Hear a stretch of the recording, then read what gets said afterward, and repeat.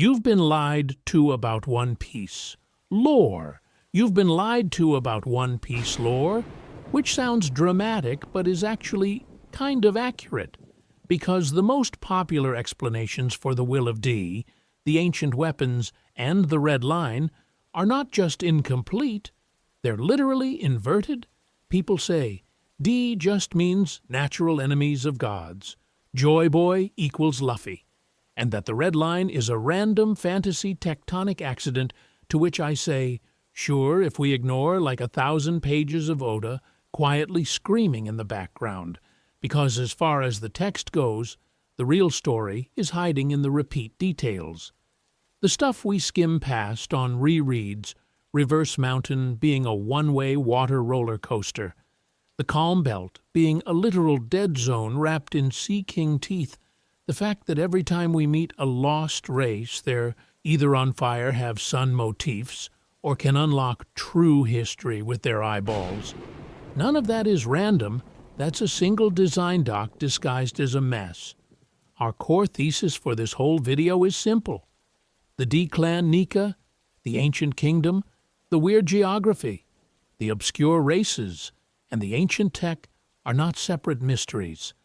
They are one system. You've just been looking at it like a scattered trivia sheet, instead of one giant flowchart. The Buccaneers and Lunarians are not just cool character designs, they're walking void century artifacts. The road poneglyphs are not just plot coupons. They're a planetary wiring diagram, and Vegapunk on Egghead isn't inventing the future. He's doing historical cosplay with stolen blueprints, and I want to emphasize this is not a basic recap. We're going into the obscure corners, the Viver card data, the SBS answers you probably skipped because the drawings were cursed, the throwaway lines about how the world government fears certain bloodlines, but somehow never publicly says the words Will of D, even once we're going to stack those tiny pieces until a hidden metastructure of the One Piece world kind of snaps into focus along the way. We're going to be a little rude to popular fan theories in a loving way. Joy Boy equals Luffy, and that's it. Cool story, but why does Nika's legend predate the ancient kingdom? Why does a Buccaneer bloodline matter? If D just means edgy middle initial, and to be fair, natural enemies of gods, sounds powerful, until you realize it's so vague it could describe literally every character who has ever punched a celestial dragon. So here's an interesting thing. Our main question is not, what is the One Piece? That's the tourist question. Our question is, what kind of world had to exist before the Void Century? For all of this to make any sense, what kind of planet needs indestructible stones, a censored century, sky flames, sun giants, and a continent-sized wall just to keep history from respawning? By the end of this video, we want you to have a coherent model where the D-Clan's role, the Poneglyph network, and the creation of the Red Line lock together, like a completed road. Poneglyph map mini-reveals every few minutes, no manga leaks, full spoilers up through Egghead, including Nika Buccaneers and Vegapunk's confession. And the first crack in the official story isn't even late game. It's something we all saw in Chapter 1 that quietly contradicts everything the world government wants you to believe. The first lie, what Chapter 1 quietly tells us about history. So let's go back to where the lie starts. Chapter 1, Romance Dawn, the cozy little prologue that is secretly a war document. We're told this is the great pirate era, born from one man's last words, to which I say, that's a cute PR slogan for what is basically a centuries-long information leak. Look at how pirates are framed right away. The mountain bandits call Shank's crew losers, the village treats their flag like a nuisance, but the second a real threat shows up, those same clowns become terrifyingly competent and oddly noble. Shanks laughs off insults, but he'll bet his arm on a rubber kid's future.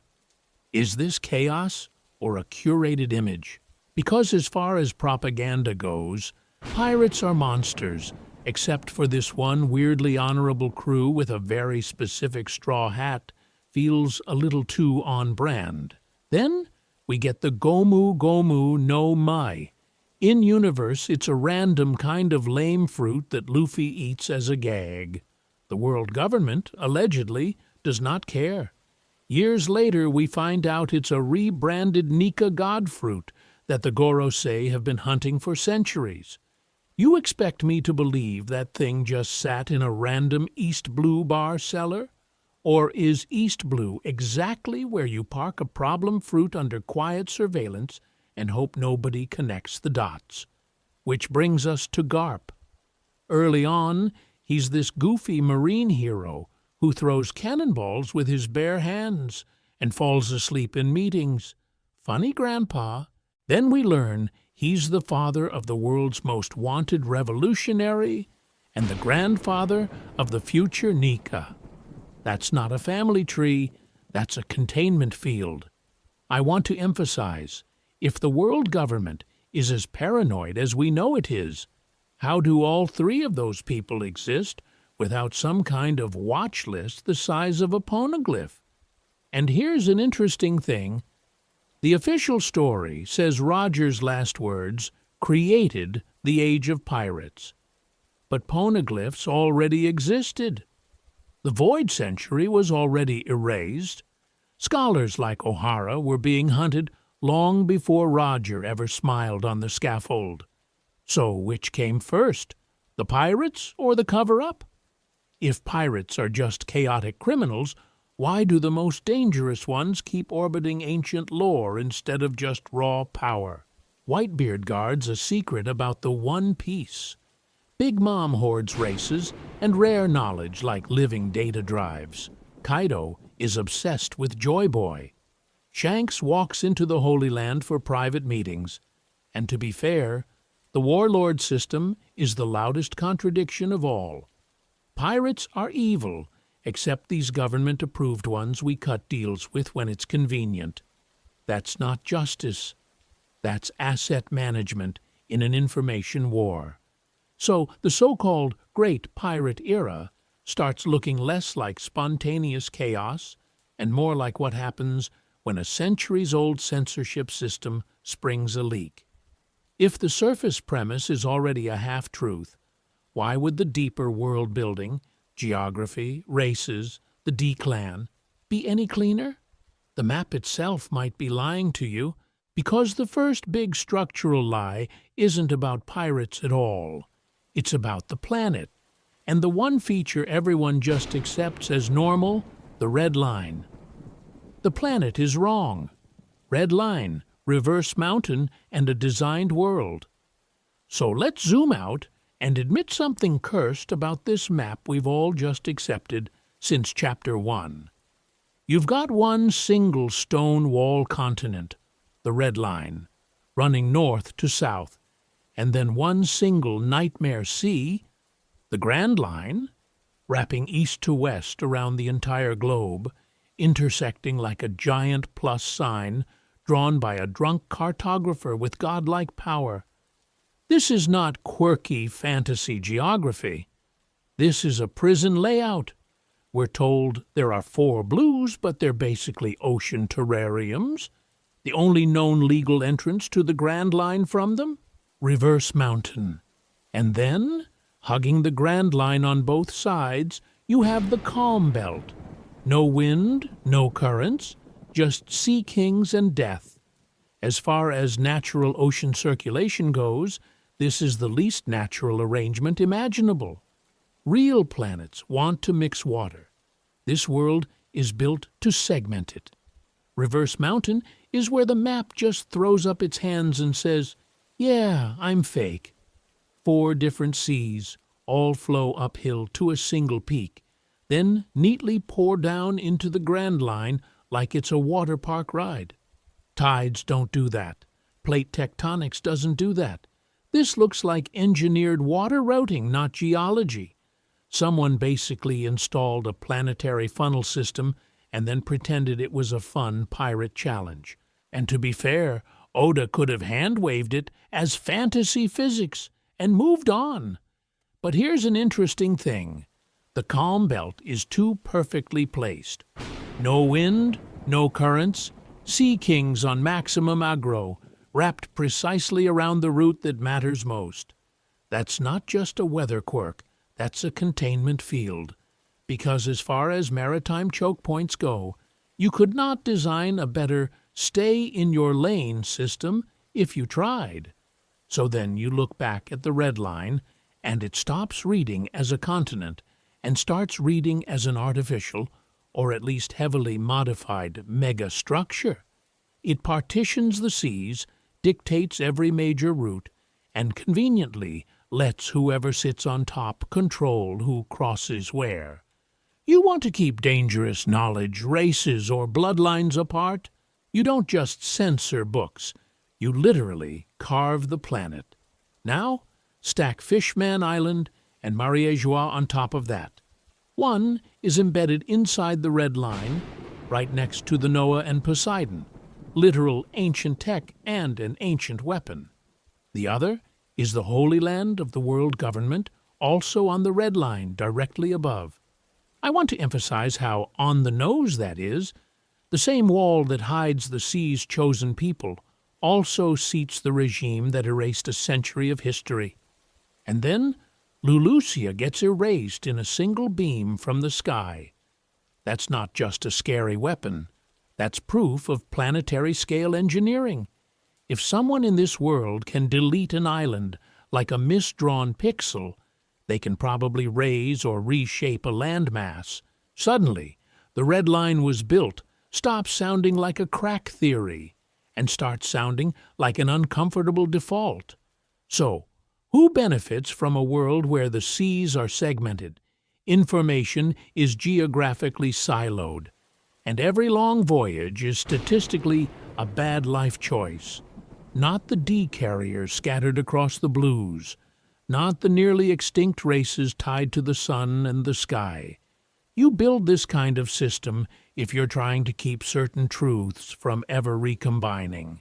Which brings us to the one thing that does cross all those hostile borders anyway, the poneglyph network. Those stones weren't just scattered randomly.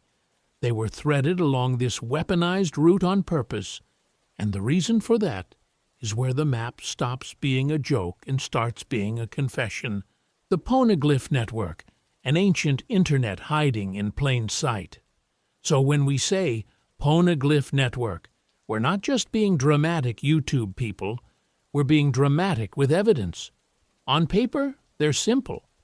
Giant indestructible blocks, carved in a dead language, holding either forbidden history or the directions to weapons that could fold the map like laundry. Only a microscopic number of people can read them, and they're scattered all over the planet like Oda's editors trying to hide his snack stash. But this is where people go, well, they're just randomly placed world-building props, to which I say, mate, your desktop is random. This is a disaster-proof design. Because as far as actual behavior goes, this looks like a resilient, redundant information network. You don't put the same kind of stone in Alabasta, Skypea, Zoo, Fishman Island, Wano, O'Hara's library, and even Big Mom's treasure room by accident. That's not noise, that's routing. Here's an interesting thing. Those are all culturally or politically loaded locations. Ancient desert kingdom with a royal line guarding secrets. A sky island literally sitting on the corpse of an erased civilization. A walking elephant nation that's been wandering for centuries. The underwater domain of a persecuted race. A closed-off samurai country, and then a Yonko's vault. You can practically see the ancient kingdom going, who's hard to bully? Okay, you get a node. You, scary elephant, you get two. I want to emphasize how clean the data architecture is. You've got historical poneglyphs that preserve the story. the void century, the ancient weapons, the crimes of the world government. Then you've got the road poneglyphs, which don't tell you the story at all. They just give you coordinates to Laugh-Tale. Content versus routing. It's literally the difference between the web page and the DNS server. One tells you what happened, the other tells you where to go. And to be fair, this only makes sense if the ancient kingdom was already gaming out a nightmare future. They clearly anticipated a world where travel is restricted by an artificial red line, the seas are weaponized, and knowledge itself gets hunted. So they build a decentralized, location-based archive. To erase it, you don't just burn one library. You have to conquer deserts, the sky, the deep sea, wandering elephants, and eventually Yonko territory. That's not lore flavor, that's an anti-censorship system. Which is why O'Hara was so dangerous. The scholars weren't just reading random stones for fun. They were trying to reconstruct the entire network topology, how each poneglyph connects spatially and historically.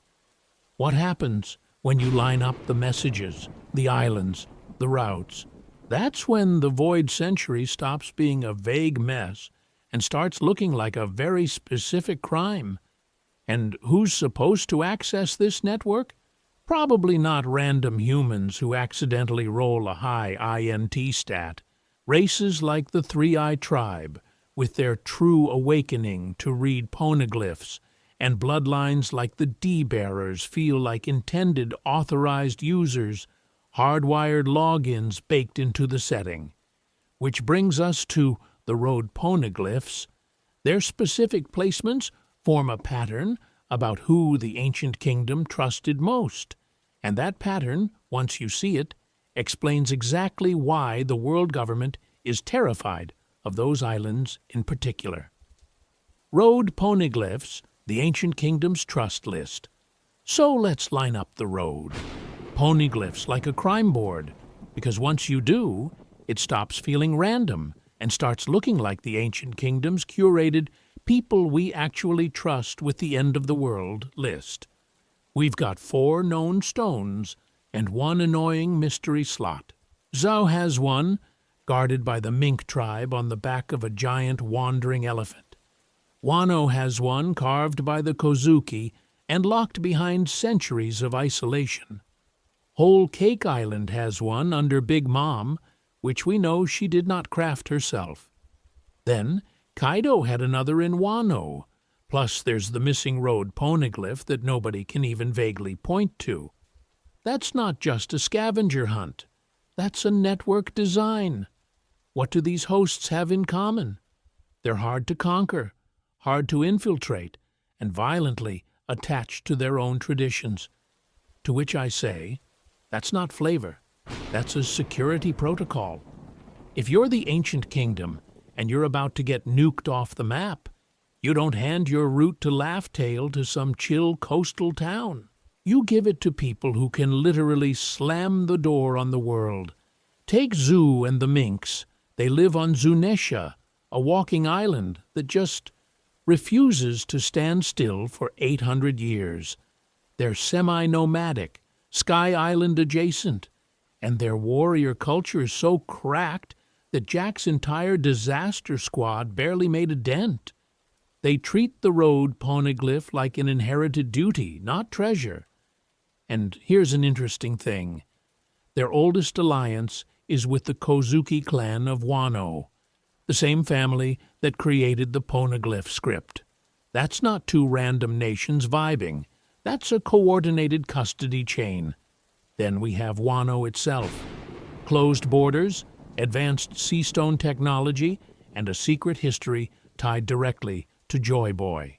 Because as far as trust goes, you give your map piece to the friend who can lock their door the hardest. Wano literally sat out world history by choice, and even when Kaido turned it into a factory, the core lore, Odin's journal, the Kozuki legacy, the stone itself, survived under layers of isolation and stubborn samurai honor. Big Mom is the outlier that proves the rule. Her road poneglyph screams acquired asset, not ancient trust. She's a collector of rare races and forbidden knowledge. So the idea that she stole or opportunistically seized a fallen ally's stone is very on-brand. And, to be fair, that implies something huge. One of the ancient kingdom's original custodians actually lost. That's a missing piece of the alliance puzzle, literally ripped out and repurposed by a Yonko. Kaido's situation is even funnier. As Wano's occupier, he becomes an accidental guardian of a route he doesn't fully understand, playing a game whose rules were written 800 years ago. The world government, the Yonko, the worst generation, they're all fighting over keys hidden by people who already lost the war, which leaves the missing road poneglyph. If the others sit with isolationist warriors and ancient script users, the last one probably belonged to someone the government went even harder on than Ohara. A race like the Buccaneers, wiped and enslaved. Lunarians, hunted for their godlike fire. Maybe a now-erased D-clan branch, whose island doesn't even get a name anymore. I want to emphasize how targeted that feels. So, if this trust list is real, the next step is obvious. We have to track which races the world government is obsessed with exterminating or caging, because that kill list is probably the original guest list for the ancient kingdom's final alliance. Obscure races as redacted history, why bloodlines are the real threat. So let's actually read that kill list, because once you line it up, it stops looking like random fantasy races and starts looking like a redacted org chart from the ancient kingdom's HR department. We've got fishmen and merfolk, giants, minks, lunarians, buccaneers, and the Three-Eyed Tribe. These are the exact groups the world government either enslaves, experiments on, or hunts. People say, oh, that's just Oda being whimsical with world building, to which I say, sure, and Impel Down is just a quirky underground spa. Every single one of these races is a problem specifically because they're carrying some combination of muscle, access, and memory that a fragile human empire does not want running around unsupervised. Here's an interesting thing. When you zoom out, the pattern is stupidly consistent. Giants, minks, lunarians, ridiculous physical power. Elbaf warriors, Sulong shock troops, a guy like King casually tanking everything while on fire. Fishmen and merfolk, total domination of the ocean, which is kind of important in a series about, ships. Minks on Zoo, a walking, moving fortress on an elephant that literally refuses to participate in normal geopolitics. Then you've got the Three-Eyed Tribe with potential poneglyph decoding on awakening, and buccaneers like Kuma, who are walking question marks tied to Nika and special blood. That's not flavor, that's threat assessment. And to be fair, the world government doesn't even hide how much they hate this. Fishmen face systemic discrimination, get corralled into Fishman Island, and then still end up in chains at Marie Joie. Giants are bought, bred, and experimented on for military projects. Lunarians? Officially, a myth, because the solution was genocide and then bounty posters for any leftovers. Buccaneers like Kuma get turned into literal weapons and erased as people. The Three-Eyed Tribe basically doesn't exist on the open market. Pudding is treated like a rare, collectible brain. Now connect that to the poneglyph network. A lot of the stones are tucked into non-human strongholds. Skypia in the sky, Fishman Island under the sea, Zoo on the back of an ancient titan. It really feels like the ancient kingdom said, humans are easy to politically flip, so let's give the keys to the weirdos. As far as security systems go, that's genius. You don't just encrypt information in stone. You encrypt it in culture, in biology, in entire ecosystems humans can't casually stroll into. So these races start looking less like side content and more like fragments of the original coalition. Giants as siege engines, minks as elite scouts, fishmen and merfolk as naval supremacy, Lunarians as sky gods of the Red Line, buccaneers as Nika-linked shock absorbers of suffering, Three Eyes as living Rosetta Stones. Each group holds a different piece of the Void Century puzzle: access, power, or memory. Egghead quietly confirms how the modern regime responds to that. Vegapunk's labs, MADS, the Seraphim Project, the way they splice Lunarian traits into child weapons. This is a catalog and weaponize operation. The Celestial Dragon Slave Collection is the cruder version of the same idea. Gather samples of every dangerous bloodline, break them, brand them, and if you can't use them, erase them. Because as far as risk management goes, that's exactly how you handle potential inheritors of forbidden power. I want to emphasize three races in particular, because they're basically walking Void Century spoilers. Buccaneers, with their Nika connection, Lunarians as fallen gods of the Red Line sky, and the Three-Eye tribe who might casually read the thing everyone died to hide. And if you line those three up with the will of D, you start to see a missing link. A bloodline that bridges Nika, the original rebellion, and the ancient kingdom's last stand. So next, we need to talk about buccaneers, because once you understand what Kuma's body is actually telling us, the D clan stops being a quirky middle initial and starts looking like a suppressed revolution template.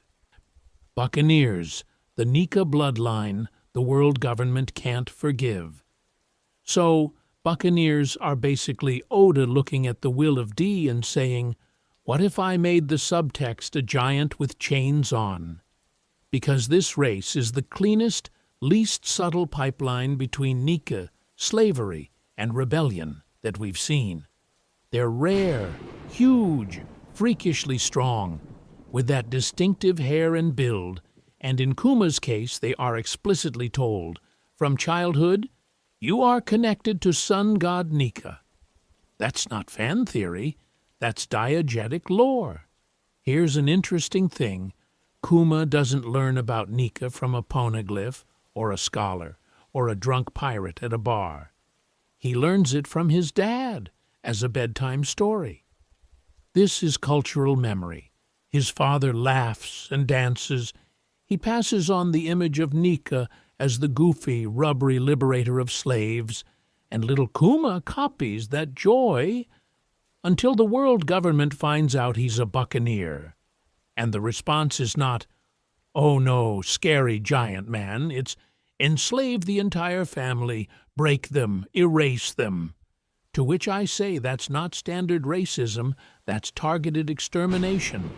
Because as far as ideology goes, buccaneers are radioactive. Their entire myth is that a laughing, dancing figure breaks chains and makes oppression look stupid. Fast forward to Luffy's Gear 5, and suddenly the myth is on screen.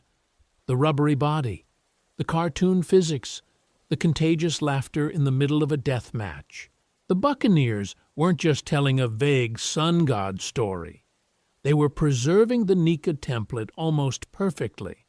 I want to emphasize how wild that is in a world where the Void Century was scrubbed so hard that the word D is basically contraband punctuation.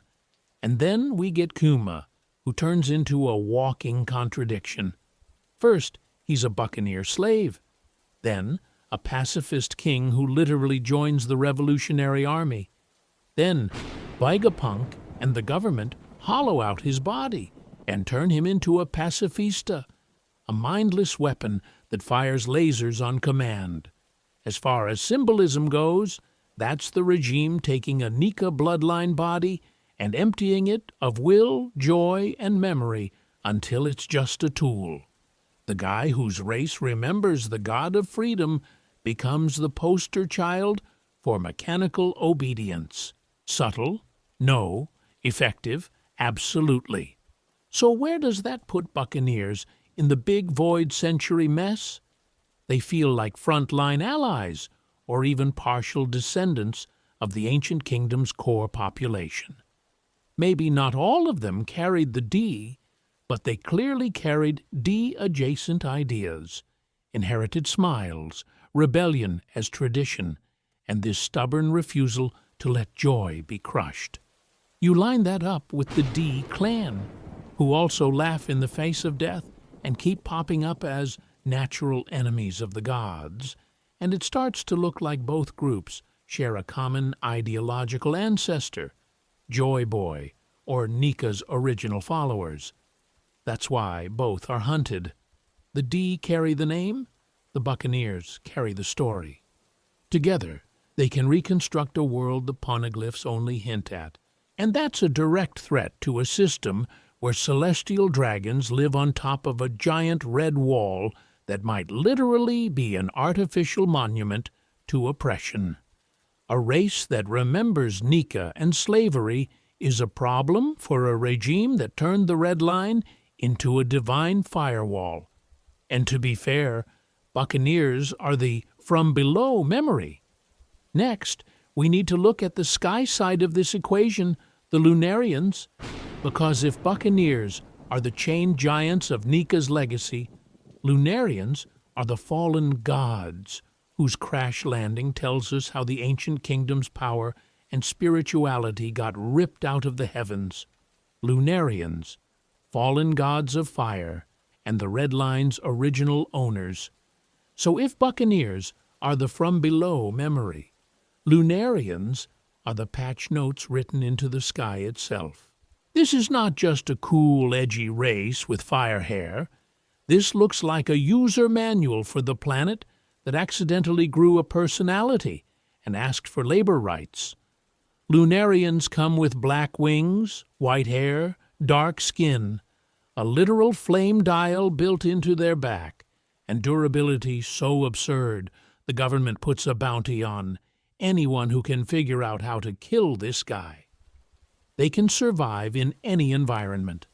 Toxic wastelands, freezing heights, volcanic zones, the kind of places where normal people die, and Magellan calls it a spa day. To which I say, that's not just a race, that's a built-in planetary maintenance crew. If you were designing custodians for a hacked-together world, you'd probably give them exactly this kit. Here's an interesting thing. The one Lunarian we actually see, King, is introduced not as a noble remnant of some lost civilization, but as a lab rat. He's literally strapped up in a secret government facility being experimented on when Cato breaks in, reads the vibes, and goes, "Yeah, you're my species of problem." The world government isn't just hunting Lunarians. They're desperate to study, catalog, and weaponize that bloodline. You don't dissect gods unless you're terrified of what they used to run. And the Gorosei flat out call them gods, not metaphorically. They say Lunarians once lived atop the Red Line, which instantly reframes that big red wall from natural Grand Canyon with a central ego problem into former divine office building. Before the celestial dragons were cosplaying deities in bubbles, there was an actual sky-dwelling elite sitting right on the planet's central structure. Now combine that with the geography mess we've talked about. Red Line, Reverse Mountain, Calm Belt, the climate that behaves like a drunk log pose. The idea that the Red Line is artificial already fixes a ton of map nonsense. Plug Lunarians into that as stewards or co-creators, and it suddenly clicks. Their environmental resilience and fire-based abilities start reading less like random cool powers and more like a biological interface for ancient tech, living access keys for planetary-scale systems. And to be fair, that makes their fall incredibly on brand for a hostile takeover. Step 1 is always replacing the old pantheon. You wipe out the actual gods, erase anyone who remembers them, then install celestial dragons as the new divine class squatting on the same real estate. Lunarians get hunted to extinction, their god title quietly retired, and the red line remains, but with different landlords. This lines up almost too well with the ancient kingdom pattern. Every group that can testify about the previous world order or safely approach ancient tech either vanishes or survives as a single traumatized guy in chains. So Lunarians either sided with the ancient kingdom and lost, or they were betrayed and replaced by the 20 kingdoms, who then spent centuries trying to reverse engineer their biology. I want to emphasize what that means for King. He's not just a cool swordsman with a tragic backstory. He might literally be forbidden infrastructure. If ancient weapons or other void century machines are tuned to Lunarian parameters, heat, atmosphere, altitude, then his body is a compatibility mode for apocalyptic hardware. Vegapunk already admits his tech is just a bad copy of the past. Imagine what he could do with a full Lunarian data set. And if Lunarians and Buccaneers are walking power and memory, that leaves one more problem race to complete the set. The people who don't need Robin to read the poneglyphs at all. Next, we need to talk about the Three-Eye Tribe, and why a single extra eye might be scarier to the government than any devil fruit in the series. The Three-Eye Tribe, living decryption, keys for the Void Century. So the Three-Eye Tribe basically breaks the game. One extra eyeball, and suddenly the world government's whole nobody can read history strategy is hanging on a haircut and some bangs. Let's recap what we actually know without going full tinfoil. Three-Eye people have a literal third eye that can awaken.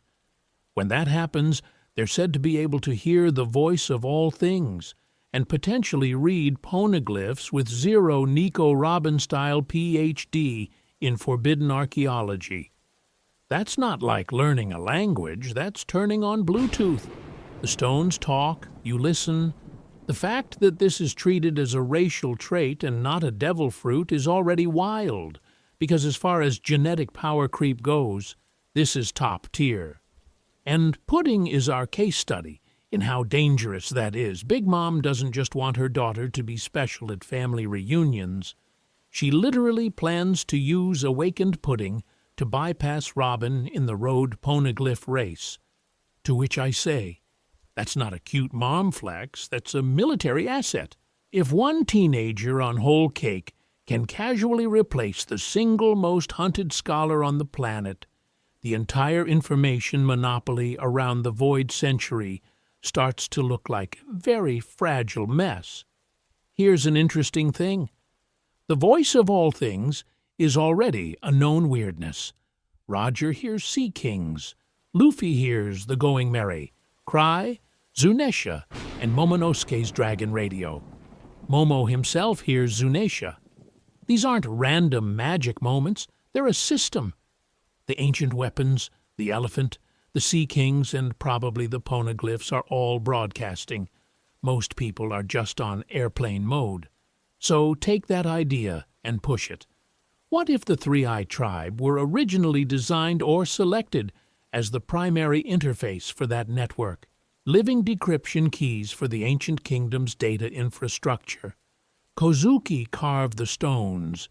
D-carriers sometimes hear the broadcast, but Three Eyes are the dedicated receivers, the ones meant to walk up to any poneglyph and just sync. I want to emphasize how terrifying that is for a regime built on censorship. One awakened Three-Eye with a decent ship is a roaming WikiLeaks. Why hasn't the world government openly hunted them like Lunarians or Buccaneers? Because they don't have to. They're rare. They're clustered, and Big Mom accidentally became their firewall. You don't storm Toto-land for a race you can quietly erase on contact. And to be fair, the risk is astronomical. The first 3-eye who awakens outside Yonko controlled instantly destabilizes the history lock. This is where the ancient kingdom starts looking clever instead of naive. They don't bet everything on one access point. You've got script readers in the Kazuki line, voice users among the Ds, and 3-eye decoders as the plug-and-play option. Multiple keys spread across bloodlines and islands, so that even if you genocide one group, the story survives somewhere. And suddenly, Big Mom's collect all the rare races and poneglyphs hobby reads like a twisted echo of that old alliance. She's rebuilding a coalition of living artifacts and data nodes, just for cake and control instead of freedom. Which brings us neatly to the people who keep hearing that voice with no third eye at all. Next, we need to talk about the D clan, why their single letter terrifies the so-called gods, and what kind of user a system like this was really built around. The D clan, not a bloodline, but a system update. So when people say the will of D is just a mysterious family line, to which I say, what kind of family reunion includes Luffy, Law, Blackbeard, Garp, Dragon, Roger, Ace, Saul, and probably half a dozen randos spread across every sea and moral alignment? That's not a family tree, that's a gotcha banner. The only consistent thing is that the world government looks at that single letter and immediately wants it deleted. Here's an interesting thing. Look at what these people actually do. Luffy punches up at every hierarchy he finds. Garp laughs in the face of celestial dragons while technically working for them. Dragon is literally trying to reboot the world's political system. Roger surrenders and smiles into the execution that detonates the great pirate era. Ace grins at his own death. Law walks straight into history's storm at Dressrosa. Blackbeard speedruns. Worst decisions you can make with cosmic power, and still lands on his feet. They're chaos magnets. They defy authority. They get dragged into pivotal events. They have disgusting plot armor levels of luck. And when death shows up, they smile like they read the spoiler thread. That doesn't look like genetics. It looks like everyone's running the same weird operating system. And then we get that line. The D are the natural enemies of the gods. People treat this like a prophecy, but because as far as system design goes, that sounds more like a feature description. D carriers are people whose very existence destabilizes stagnant top-down power. Put a D in a feudal kingdom, a marine base, a Yonko crew, a lawless sea, and watch the structure start to wobble. The celestial dragons are terrified not of some vague destined hero, but of a recurring user type that the ancient kingdom baked into the world. I want to emphasize this. That doesn't mean they're all good guys. Blackbeard is still Blackbeard. What it suggests is that the D are inheritors of a specific ideological faction from the ancient kingdom, probably Joy Boy's inner circle, who decided, we lost once, so we're going to encode our will into bloodlines, cultures, and memes. The initial becomes a tag, not a surname. It's a label the old kingdom used for people entrusted to carry a liberation protocol that could survive a global defeat. And to be fair, Oda gives us a very tangible symptom of this system update. The voice of all things. Roger hears it. Luffy hears it. Multiple D carriers can literally interface with poneglyphs, sea kings, Zunesha, like they're logging into an ancient network with the right compatibility layer. This isn't just destiny, it's backward compatible firmware. Which brings us to Blackbeard as the cursed patch file. His body is weird. He can hold multiple devil fruits. He carries the die. But his implementation feels forked, like someone took the Liberation OS and jailbroke it for personal gain. He still breaks systems, but not to free them. He hijacks them. So when you see that D, don't read family, read flag. A quiet marker that says, this person is authorized to move the story toward a very specific end goal. And to figure out what that goal actually is, we need to stop treating Nika and Joy Boy as singular mythical dudes and start reading them as recurring user roles in that same liberation protocol the D are running in the background. Nika and Joy Boy, roles in a liberation protocol, not just one guy. So if the D is a user role, then Nika and Joy Boy are not legendary guys. They're basically the admin accounts, which sounds way less romantic, but also way scarier, because as far as the world government is concerned, this is the one login that can factory reset the planet. Let's ground this in canon before we go full tinfoil. Nika is introduced as this goofy sun god who brings joy and freedom to slaves, a story buccaneers literally passed down while being chained up. Joy Boy is this ancient figure who made a promise to Fishman Island, carved apologies into a poneglyph, and somehow failed to deliver. And then Vegapunk walks in and says, by the way, Luffy's rubber fruit? Actually, the Hito Hito no Mi model Nika. At which point, the series just quietly admits we've been in a mythology speedrun for 1,000 chapters. On paper, Nika and Joy Boy look like two different people. One's a mythic god, one's a regretful guy with bad follow-through. But here's an interesting thing. Their traits overlap in a way that feels less like two characters and more like two sides of the same recurring function. Nika is the liberator archetype. Joy Boy is the one tied to specific promises, specific tech. Noah, Poseidon, Fishman Island's migration. Put them together and you get a role. The person who shows up, frees people, and then interfaces with all the ancient kingdom's leftover infrastructure. Luffy's awakening is where this stops being cute. His body turns into rubbery, reality-bending cartoon logic, to which I say, that's not a power-up, that's a user interface. He's literally grabbing lightning, turning the ground into rubber, warping Kaido like he's editing a JPEG. He's not just strong, he's locally rewriting the rules of how force, pain, and even fear work in that space. That is exactly what you'd design if you wanted a rewrite oppression tool that works on both bodies and environments. So the pitch is, the ancient kingdom built a liberation protocol. Not a prophecy, not a chosen one. A protocol.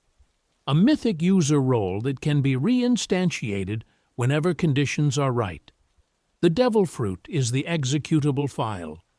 The D-carriers are the hardware that can actually run it without crashing.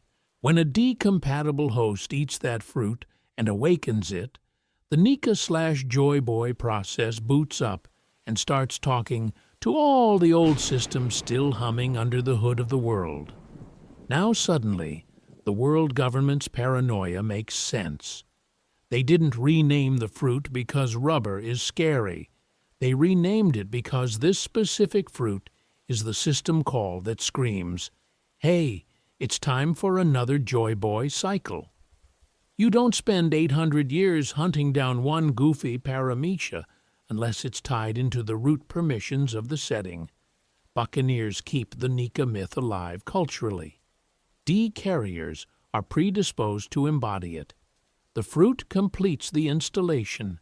That's why Kuma, a buccaneer, ends up literally acting like a walking hard drive for people's memories and hope. He's orbiting the protocol even before Luffy awakens it. Joy Boy's big failure 800 years ago? That reads Like an incomplete run, the Poneglyph network is written, Noah is parked under Fishman Island, Poseidon is a recurring mermaid princess line, but the Nika awakening never fully executes, or executes at the wrong time, and the process gets killed. The promise is logged, the patch never deploys. And I want to emphasize, if this is a protocol, then the weird map isn't random. Reverse Mountain, the Red Line, the Calm Belt, the Ancient Weapons, these aren't just cool set dressing. They're the physical infrastructure the Nika/Joy Boy protocol is supposed to reconfigure. Which raises a very simple question. What kind of world were these tools actually built to rebuild? Ancient weapons as planetary admin tools, not doomsday buttons. So when the series keeps screaming about ancient weapons, the default take is, oh cool, void century nukes. To which I say, if these were just big bombs, the world government would have already peacefully liberated like half the map by now. You don't hide a simple cannon behind a banned field of archaeology. You hide root access. Let's actually list the offenders. Pluton, allegedly a battleship so busted it can erase islands. Poseidon, not a machine, but a mermaid who can command sea kings, the literal kaiju of the ocean. Uranus, this vague sky thing that, if you line it up with Lulusia's erasure, looks suspiciously like orbital admin privileges. That naming scheme alone screams elemental system control. Sea, land, sky. It's not subtle. It's an API. Here's an interesting thing. Poseidon is the only one we've seen running in a normal context. Shirahoshi just talks, and the Sea Kings respond, redirecting ships, dragging Noah, probably able to mess with currents if she really tried. That's not just destruction, that's traffic control. Pluton, tied to Wano's shipwright legacy and buried under the country itself, is framed as this catastrophic warship, but the scale of power described sounds like continental editing. You don't park that under a closed nation unless it's part of the load-bearing structure. And Uranus, if it really is what erased Lulusia from the sky downward, that's not a bomb, that's a select region delete tool. Put them together, and you basically get a full-stack planetary admin suite. Poseidon on oceans and marine life, Pluton on land masses and human structures, Uranus on sky and atmosphere. Because as far as system design goes, that's your basic three-layer architecture. Front end, back end, cloud, or in this case, waves, walls, weather. Now, plug that into the red line and calm belt weirdness. A single continuous continent slicing the planet, plus two dead zones hemming in the blues, is such a bizarre natural configuration that fans have written entire essays trying to fix the map. It makes way more sense if those are outputs of an earlier deployment of the ancient weapons. Either the ancient kingdom used them to sculpt a unified, easy-to-sail world that later got hijacked, or the 20 kingdoms used the same tools to lock everything down and fragment the seas into controllable regions. One Piece geography stops being a mess and starts looking like patch notes. And I want to emphasize, the real horror here isn't just vaporizing an island, it's reconfiguration. Flood a continent, erase the red line, merge all four blues back into one all-access ocean, and suddenly the Grand Line isn't a gated content funnel, it's just water. The entire control model of the world government depends on the current network topology. Change the map, and Maria Joa's power evaporates overnight. Notice how every weapon is hardwired to a lineage. Poseidon to mermaids, Pluton to Wano's closed-off shipwright clans and their inherited blueprints, Uranus probably to sky-linked races like Lunarians or their wannabe cosplayers, the Celestial Dragons. Bloodline plus tech equals permission set. You don't just find Uranus, you log into it. Under that lens, the ancient kingdom's endgame stops looking like blow up the world and starts looking like maintain or restore a more open, unified oceanic system. Joy Boy was supposed to finish the rollout, failed, and the tools got scattered, rebranded as doomsday weapons instead of dev tools. And to be fair, if you only see the delete button, yeah, that looks pretty apocalyptic. Which brings us to the present. Pluton's blueprints in Water 7. Wano literally sitting on the thing, and Egghead's tech openly recreating Void Century science. Those aren't random plot threads. They're the smoking guns that this era is about to stumble back into admin-level access. The question is, who actually gets to push Rebuild World first? Pluton's blueprints, a fail-safe against a hijacked world. So when people say, Pluton is just a big gun, to which I say, cool, you've described like 5% of the problem. Because if we just treat Pluton as ancient nukes but wet, we miss why Oda spent an entire Water 7 saga on paperwork. Quick recap, so we're synced. In Alabasta, we hear about Pluton as this apocalyptic battleship supposedly sleeping somewhere in the country, while the actual blueprints have been passed down in Water 7's shipwright line from generation to generation. On the surface, that's just paranoid disaster prep, but the more you line it up with Void Century context, the more it starts to look like version control for world-ending hardware. The ancient kingdom built a weapon so dangerous they had to ship the GitHub repo to a completely different island. Enter Tom. Tom isn't hoarding the blueprints because he wants to cosplay as Emu with better facial hair. He's keeping them because as far as strategic balance goes, Pluton is a deterrent, not a first strike button.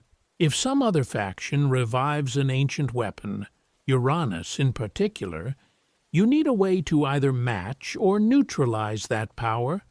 Tom's whole, I'll build the sea train, I'll take the fall for the Oro Jackson thing reads very different when you realize he's literally the human firewall between the world government and admin access to the planet.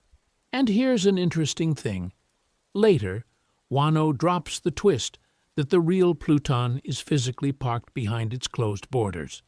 Suddenly, the Kozuki stonecarvers and the Water 7 shipwrights look like they're running a distributed security system. One lineage guards the body, the other guards the brain. That's not random. That's the ancient kingdom anticipating their own tools being hijacked and sharding the keys across trusted bloodlines and craftsman families. Then Frankie burns the blueprints, which, on the surface, is this big moral flex.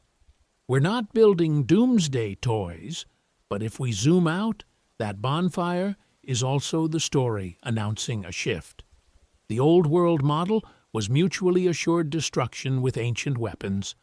The new model is, we're betting on Joy Boy/Nika. Frankie is basically saying, we're done patching the old system. We're installing Luffy OS and praying it doesn't brick the universe, which, and to be fair, is kind of the Straw Hat brand. Now, I want to emphasize, if Pluton is tied to Wano's walls and the red line is an artificial scar, then Pluton's real function might be less super cannon and more terraforming toolkit, breaking the red line, flooding or reshaping land masses, literally bringing all fish to the sun for Fishman Island. That sounds like a controlled apocalypse, not random carnage. The world government is chasing those blueprints to stop anyone else from accessing that kind of rewrite. But once Frankie deletes the last copy, the only conventional check on Uranus-level power is gone. So we're headed toward a binary endgame. Imu's weaponized Sky God button versus Luffy's Liberation Protocol with no backup plan. And if that design philosophy sounds familiar, dangerous knowledge, scattered safeguards, last-ditch archives. It's because Egghead Island is basically the modern echo of the Pluton blueprint strategy. Vegapunk is what happens when the ancient kingdom's just in case we lose folder grows a brain. The real question is, do we watch that backup get erased again, or finally restored? Egghead Island, the last backup of a lost civilization. And the thing about backups is, eventually, somebody tries to hit delete again, which brings us to Egghead, the island that gets marketed in universe as the future, to which I say, no, this is the world's most cursed refurbished laptop, because nothing on Egghead actually feels new. It feels remembered. Look at the tech stack. We've got climate control bubbles casually rewriting weather, holograms you can punch, food printers, laser-based defense systems, literal giant robots, and a clean, basically free energy system powering it all. Then you stack the mother flame on top of that, this tiny fuel source that, when borrowed, results in Lulusia getting Thanos snapped from the map. People will call this sci-fi futurism. We kind of want to emphasize that in One Piece terms, this is archaeology. Vegapunk himself tells us that. He literally says his inventions are rediscoveries, imitations of technology from the void century. And to be fair, Oda could not telegraph this harder without just cutting to a title card that says, "This was all Joy Boy's idea." If Egghead is just Vegapunk playing catch-up, that means the ancient kingdom was at least Egghead-level advanced, probably more. The Future Island brand is an in-world marketing gimmick slapped on a museum exhibit that accidentally still works. Here's an interesting thing about the Mother Flame specifically. It's framed as an energy breakthrough, infrastructure, a power source to run the world cleanly. Then the world government plugs it into something that can recreate Lulusia's erasure, which is visually and thematically tied to an Uranus-style sky strike. That blurs the line between weapon and infrastructure so hard it becomes a mess. In the ancient kingdom's hands, this system is probably a global utility grid. In Imu's hands, it's a god laser. Punk Records fits the same pattern. On the surface, it's a giant brain cloud, a shared information network where every Vegapunk satellite uploads their knowledge, and eventually anyone could log in. But as far as narrative rhymes go, that's just the digital version of the Poneglyph network, a distributed archive, scattered, redundant, designed to outlive regimes. Stones in the past, data in the present, same core idea of no single point of failure for truth. Oda is basically telling us this is how that civilization thought. And what does the world government do with this gift-wrapped continuity of thought? They fund Vegapunk, strip mine his work into pacifistas, seraphim, and surveillance systems, then schedule him and Egghead for deletion the second his research points too directly at the void century. Compliment, concession, critique. They love the power, hate the context. So Egghead becomes the last active node of the ancient kingdom's R&D philosophy, hiding in plain sight under the same regime that once burned it all down. The Void Century wasn't some primitive dark age covered up by a sleek sci-fi empire. It's the opposite. A more advanced, more open world was replaced by a technologically regressive but politically airtight system. And if that's the case, then the final question is brutal. What kind of project was that old world running that scared the winners this badly? Because next, we're tying the D-Clan, erased races, broken geography, poneglyphs, and all this recovered tech into one very specific guess about what the ancient kingdom was actually trying to do. Reconstructing the ancient kingdom, a hidden blueprint for the future. So at this point, the Void Century board looks like a conspiracy theorist's cork wall. We've got artificial-looking geography, persecuted races, magic rock USB sticks, and a stretchy messiah who loves meat. That sounds insane, to which I say, welcome to One Piece. That's just Tuesday. Let's line up the pieces we actually have. The world's layout is suspicious. A single red line slicing the globe, grand line weather that behaves like a broken climate machine, calm belts that feel like literal Sea King firewalls. Then we have a decentralized poneglyph network, scattered in culturally loaded spots from Alabasta to Sky Island to Wano. Add targeted persecution of Lunarians, Buccaneers, and anyone adjacent to Sun or Truth, the D-Clan popping up like a recurring system trait, Nika/Joy Boy, as a role that keeps getting reassigned, and ancient weapons, plus egghead tech, sitting at what Vegapunk basically calls admin level. So what picture does that paint? We're going to treat the ancient kingdom as a hyper-advanced, ocean-centric civilization that tried to turn the whole planet into a more unified, mobile world. Not just ships and ports, but a full maritime operating system. Climate control that made the seas navigable. Sea King communication turning monsters into infrastructure. Maybe even a different configuration of continents and seas, where the red line wasn't a giant middle finger through the map, but just another piece of architecture. Because as far as the 20 kingdoms go, their big win doesn't look like we smashed the tech. It looks like we hijacked the dashboard. They don't destroy ancient weapons, they repurpose or lock them down. They don't fix the climate, they weaponize the chaos. They take the old Liberator protocol, Nika, Joy Boy, the guy who presses Update World, and brand that as heresy. That's not just a coup. That's the ultimate software coup. Here's an interesting thing. Once you see the D-Clan and the erased races as part of that system, they stop being random. They look like deliberately distributed redundancies, living backups of ideology, access keys, and weird racial abilities scattered so widely that even after a catastrophic defeat, the restart option still exists. Lunarians as sky-level guardians, Buccaneers as brute force power, maybe the Three-Eyed Tribe as decoding support. I want to emphasize how much that feels like fail-safes, not accidents. In that model, the Poneglyph network is the ancient kingdom's last will and testament plus a user manual.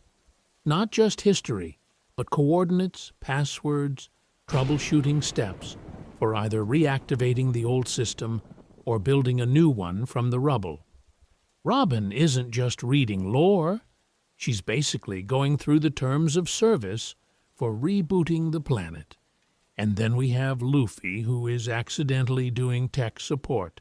He reactivates alliances with fishmen, minks, Wano. He literally collects poneglyph data.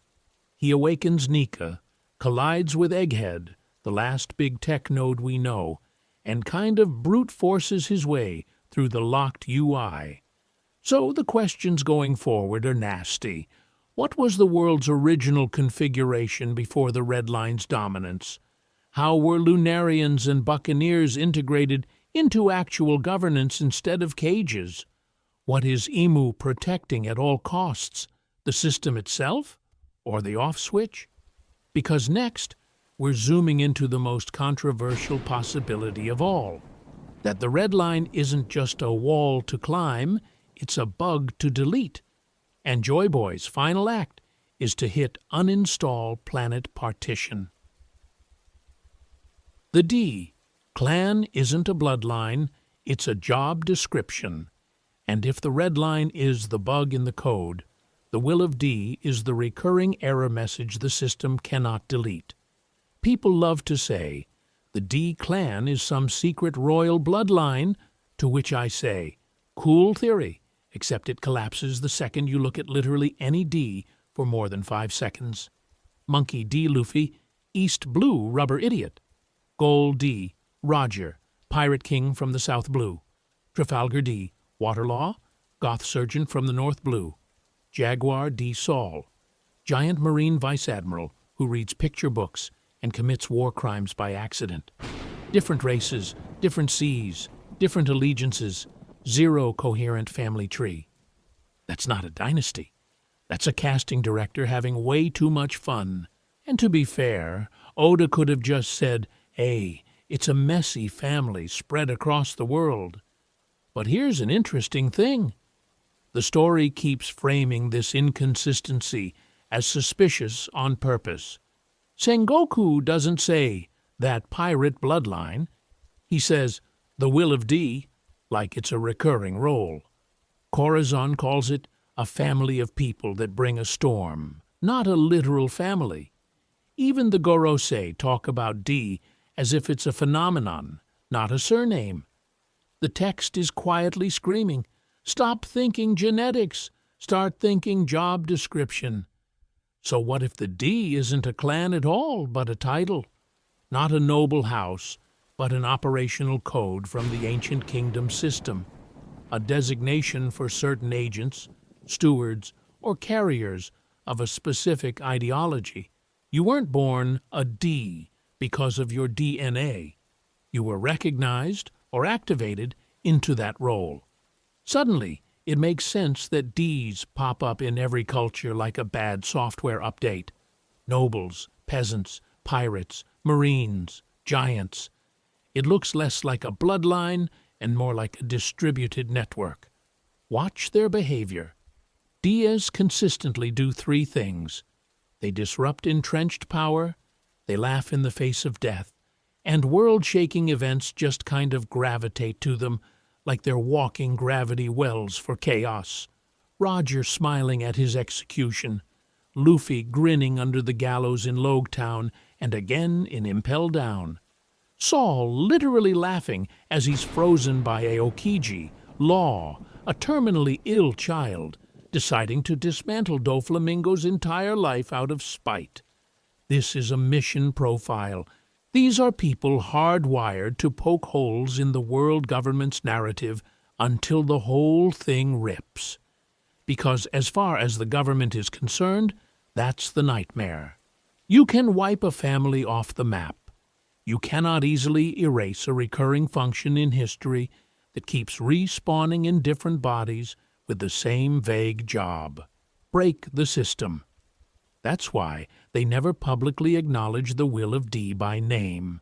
Saying it out loud is like reading an activation keyword on live TV. Look at Law's flashback. Rocinante calls him a storm from the North Blue, a walking disaster the world fears will arrive again.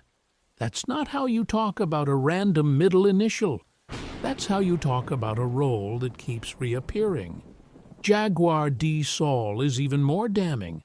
A D, inside the Marines, enforcing the government's will, until his conscience kicks in and he betrays it to save Ohara's knowledge. If D were a royal bloodline, what is this giant doing in a uniform instead of on a throne? If it's a role, him being embedded in the enemy's ranks is exactly what you'd expect from a decentralized network. I want to emphasize, this job description model solves a massive puzzle we'll dig into later. If D is a role, not a race, then Nika, the ancient kingdom, and Joy Boy's promise stop being about one chosen guy and start looking like a recurring protocol, a system where, across eras, certain people get logged in as Ds when the world hits a certain level of corruption. Which raises the real question for the endgame: who's doing the activating, and what happens when the entire planet logs in at once? Joy Boy wasn't one person, the rotating avatar theory. And what happens when the entire planet logs in at once? Okay, so let's dial that up a notch and say the quiet Joy Boy theory out loud.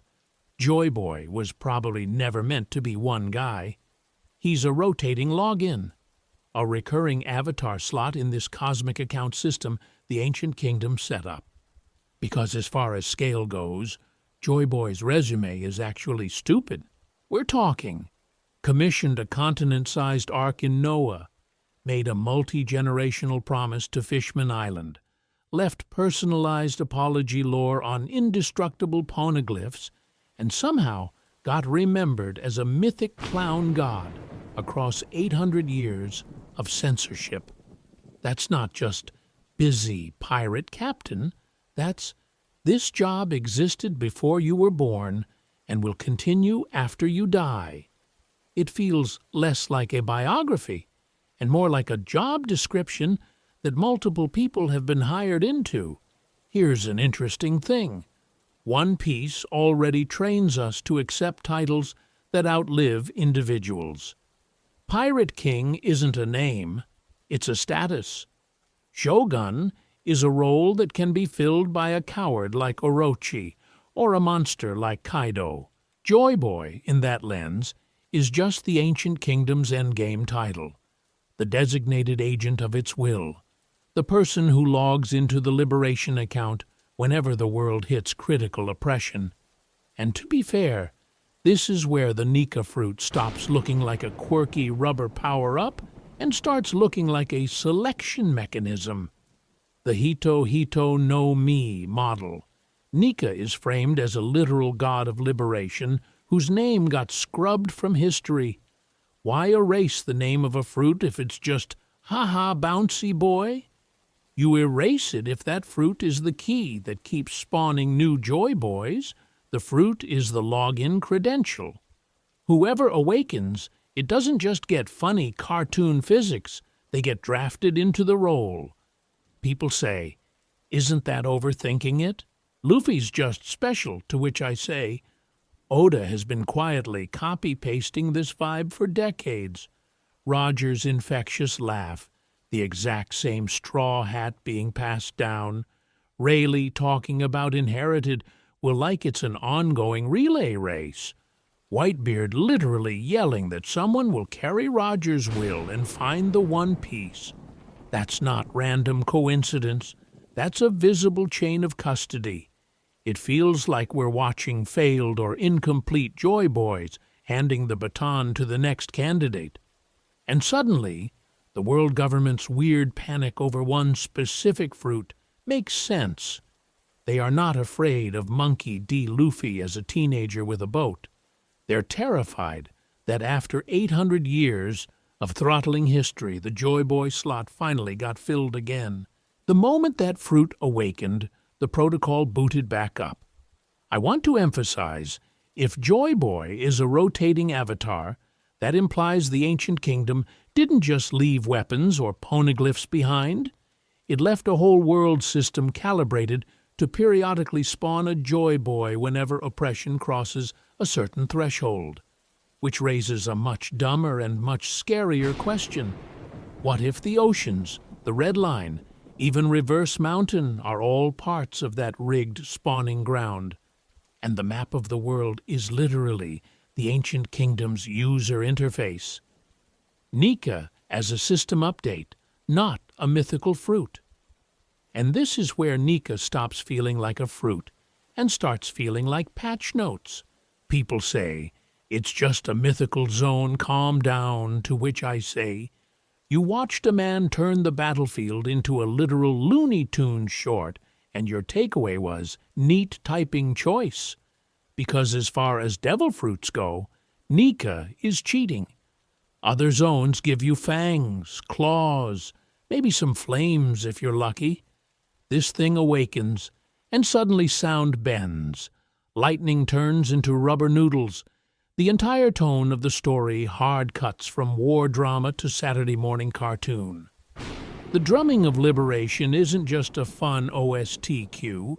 It's like the series itself is being overwritten in real time. The world runs on one physics engine, Nika boots up, and now we're on cartoon.exe. Here's an interesting thing.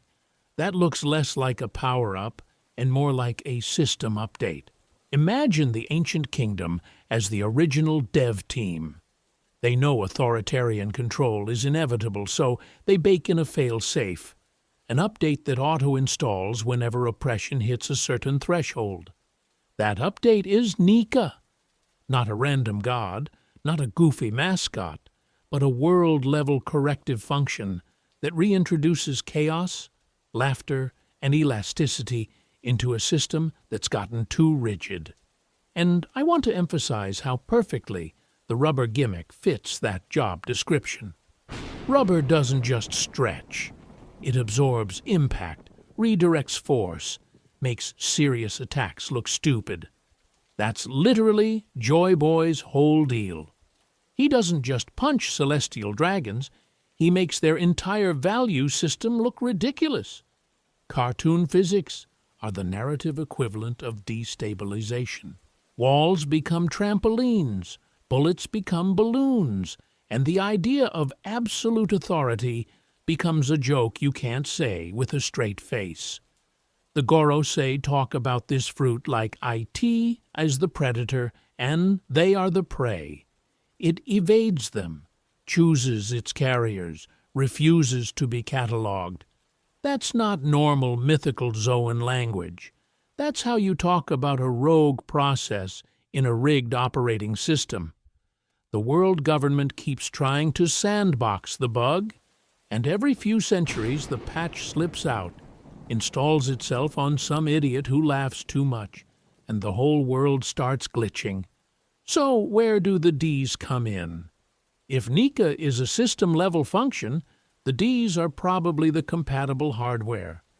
People whose psychology, trauma, and sheer stubborn optimism make them perfect hosts for the update.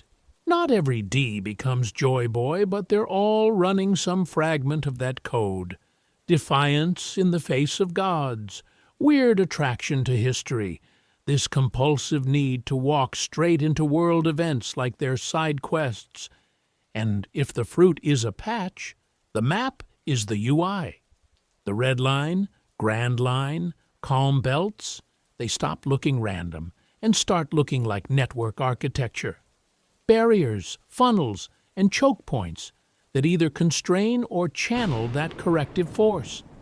Reverse Mountain is literally a routing hub, which raises the next cursed question. What if the seas themselves are designed to move the update toward one final crash point at Laugh Tail? The D, Clan's hidden contract with the sun. So if the oceans are basically a cursed operating system trying to push an update toward Laugh Tail, then we have to ask who wrote the patch notes. Because as far as the story is concerned, the answer keeps coming back to the same weird cluster of stuff. The sun, the D, and this rubber idiot who laughs through executions. Here's an interesting thing. Sun imagery in One Piece is everywhere, and it's loud. We've got Fisher Tiger's sun pirates literally burning a sun over the celestial dragon brand. Skypiea has sun emblems, and that giant upper yard altar bathing in light. The Shandians are walking around with circular markings that look suspiciously like stylized suns. The Kozuki crest? A rising sun pattern wrapped in cranes. Even the straw hat flag has that big grinning skull framed like a little cartoon sun. Then Oda just stops being subtle and drops Sun God Nika in our laps. At some point, you stop calling that an aesthetic and start calling it an obsession. So the working idea here is that the ancient kingdom wasn't just some advanced sci-fi nation, it was a solar cult civilization. Not robes and chanting in a cave, but a society that encoded its entire ideology into sun symbols. Light as freedom, light as information, light as the opposite of the world government's darkness of history. The D might not be a family name at all, but an oath, a contract signed to that solar ideology, passed down like a spiritual OS update in certain bloodlines. And to be fair, the races tied to Nika make this look way less tinfoil. Buccaneers literally worshipped Nika to the point where Kuma's entire tragedy is built on that faith being criminalized. Lunarians are flame-backed sky people once called gods, hunted to near extinction for existing. Fishmen get forced under the sea, while their most famous crew brands themselves with a sun to erase the mark of slavery. Different species, same pattern. Sun or fire worship, followed by persecution. That's not random. That's a targeted uninstall. People say, well, the world government just hates pirates and weirdos, to which I say, sure, but they hate very specific weirdos extra hard. Lunarians are turned into science experiments. Buccaneers are enslaved on sight.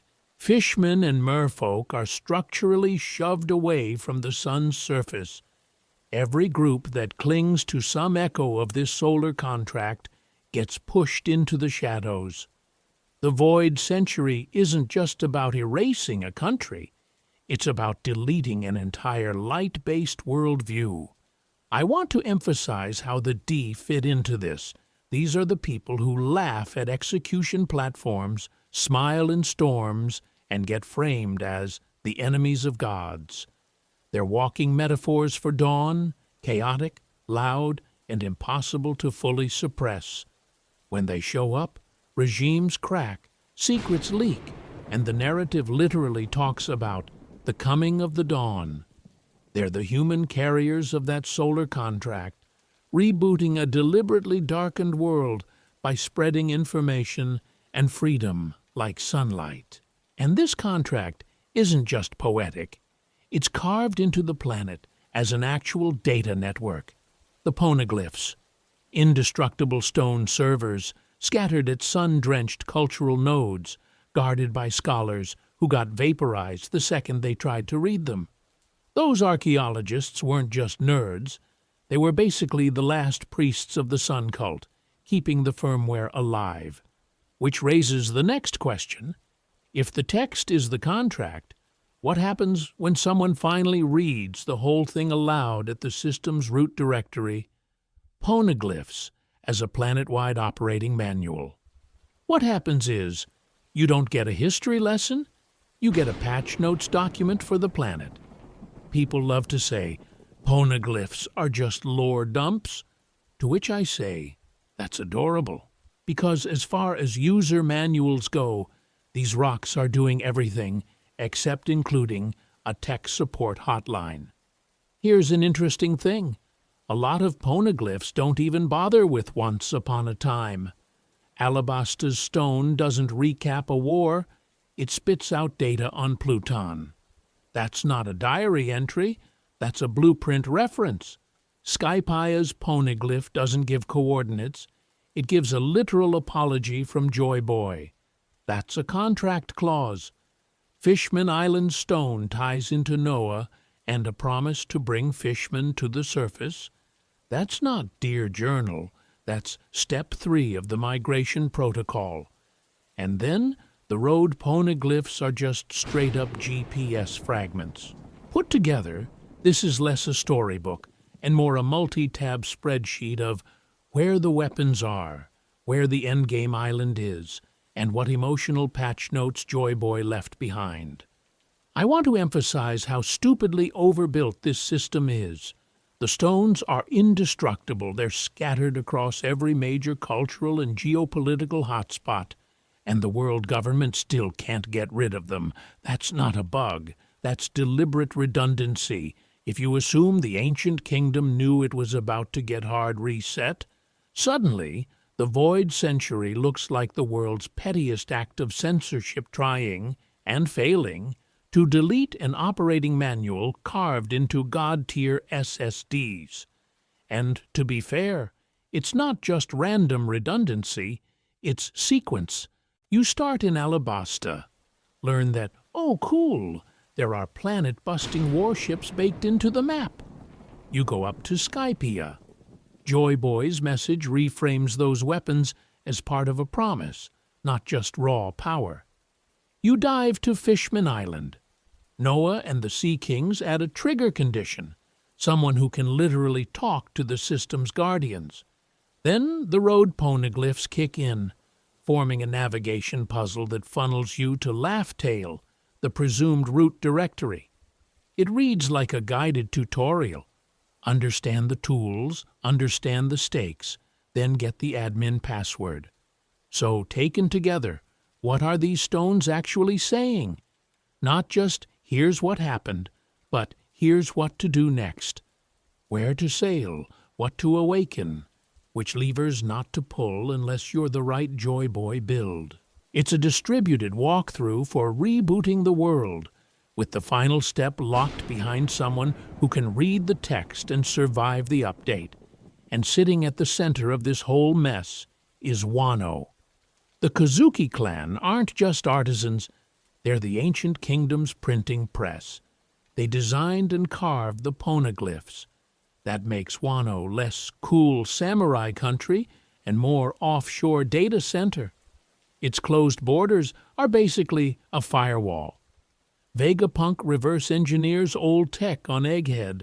Kozuki were shipping the actual documentation. Which leads to the last, very annoying question. Why are these stones specifically on sky islands, underwater kingdoms, and weird ancient temples? Why do the save points line up so perfectly with the world's most artificial-looking geography? Next, we need to talk about the possibility that the map itself is the final poneglyph. Road poneglyphs and the hidden geometry of the world. So if the regular poneglyphs are the save points, the road poneglyphs are the weird 4-part password the devs hid in the source code. Because as far as the story is concerned, these aren't just stones, they're coordinates pretending to be lore. We know the set: Zoo, Whole Cake Island, Wano, and the mystery fourth that keeps playing hard to get. That's a walking elephant in the New World, a Yonko candy kingdom, an isolationist samurai nation perched on a waterfall, and one big question mark. Politically, that's Mink tribe neutrality, Big Mom's empire, Wano's closed borders, and something the world government has probably been quietly panicking about for centuries. Environmentally, it's a roaming island, a temperate food fever dream, volcanic Japan core, and an unknown. This is not a random scatter. This is Oda taking a compass and saying, what if every point was as inconvenient as possible? Here's an interesting thing. 4 fixed points that all resolve to one hidden island, Laugh-Tale, is already geometry cosplay. If you only needed one poneglyph, that's a normal map. 2 gives you a vague line. 3 starts to triangulate. 4 is overkill in a way that screams deliberate design, like anchors holding down a coordinate system someone didn't want drifting. You're not just finding where Laugh-Tale is, you're proving the shape of the space it's hiding in. And to be fair, that starts to look really suspicious next to how fake the rest of the planet feels. The red line is this single, unbroken continent that just slices the oceans in half like a kid drew it with a ruler. Reverse Mountain is water doing parkour up a rock. The Grand Line is a weather war zone, but the calm belts are perfectly windless, Sea King-infested borders running parallel like containment lines. People say, that's just fantasy world building, to which I say, cool, but why does the fantasy line up so neatly with a 4-point navigation puzzle? I want to emphasize how wild the implication is if those 4 stones are not just go here markers, but the corners of something that used to exist. Picture an ancient kingdom supercontinent or an energy grid with Laugh-Tale as the central node.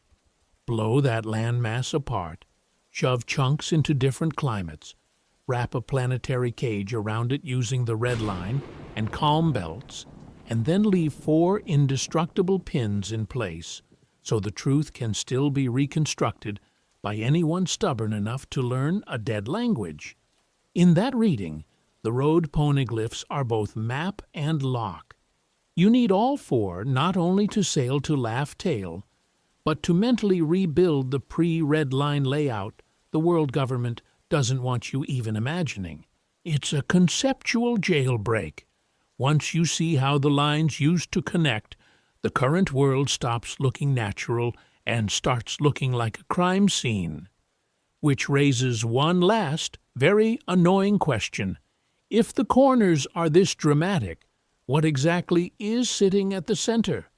What if Laugh Tale isn't a treasure island at all, but the control room, or worse, the observation deck, for whoever rewrote the planet? O'Hara's real crime, cracking the world's source code. So here's the contrarian claim. O'Hara wasn't nuked because they read a bad history book. They got erased because they were basically speedrunning a world-building GDC talk on how reality itself is coded in one piece. On paper, their crime is simple.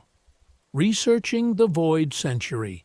The world government frames it like, oh no, they might learn about an old war, to which I say, cool, join the club. Half the new world is actively committing war crimes every Tuesday. We have slave auctions in Sabayodi, warlords openly ruling kingdoms, celestial dragons literally hunting people for sport. And that doesn't trigger a buster call, but a library does? As far as proportional response goes, this is like burning down the internet because someone opened Wikipedia. So what actually scared them? I want to emphasize this. It's not just that O'Hara might learn what happened, it's that they were getting too close to how it all works. Not the lore, the operating system. They weren't just translating poneglyphs as cute stone flavor text. They were cross-wiring archaeology, geography, and linguistics into one giant reverse engineering project. That tree of knowledge isn't just a set piece. It's literally a debug map of the planet. Here's an interesting thing about Clover's big speech. He starts connecting the dots. An ancient kingdom, a global conflict, a deliberate erasure. And when he gets to the name, the Gorosei don't wait for evidence. They panic call the murder button before the word is spoken. That implies the name isn't just a brand. It encodes a concept, a system, a design philosophy that would reframe everything. Imagine if saying the kingdom's name is like saying Linux in a world that's been told Windows is the only way computers can exist. And to be fair, O'Hara isn't guessing blindly. They've compiled poneglyph rubbings from places like Alabasta and beyond, mapped them against the weird geography of Reverse Mountain and the Red Line, and compared dead languages to living ones. That's exactly how you'd reconstruct a hidden architecture from scattered documentation. It's messy, it's vague, but it's also terrifyingly powerful once patterns start locking in. Then Vegapunk inherits that data. Suddenly, we have a guy who can recreate ancient energy systems, build a robot that reacted to the mother flame, understand devil fruits as a conceptual desire system, and design Egghead, an island that feels like a tiny, chaotic DLC pack from the ancient kingdom. People say Vegapunk is just a genius, to which I say, sure, but he's a genius with access to the source code comments. So O'Hara's real sin? They were approaching a full-stack understanding of the world. History, tech, geography, even bloodlines, as one integrated design. Once you see that, the current order stops looking natural and starts looking like a jailbreak patch. And if someone can read the code, what happens when they decide to fork it? Egghead, a prototype shard of the ancient kingdom, When they decide to fork it, well, then you get Egghead, the world's most illegal GitHub repo sitting on top of a volcano. On paper, Egghead is the island of the future. In practice, it looks like somebody took a screenshot of the ancient kingdom, compressed it into a .zip file, and Vegapunk's been desperately trying to unzip it with 20th century tools. You've got climate control domes casually rewriting weather, a mysterious power source that makes fossil fuels look like wet matches, hard light holograms you can punch, and a pacifista factory that treats mass-produced cyborg gods as a scalable product line.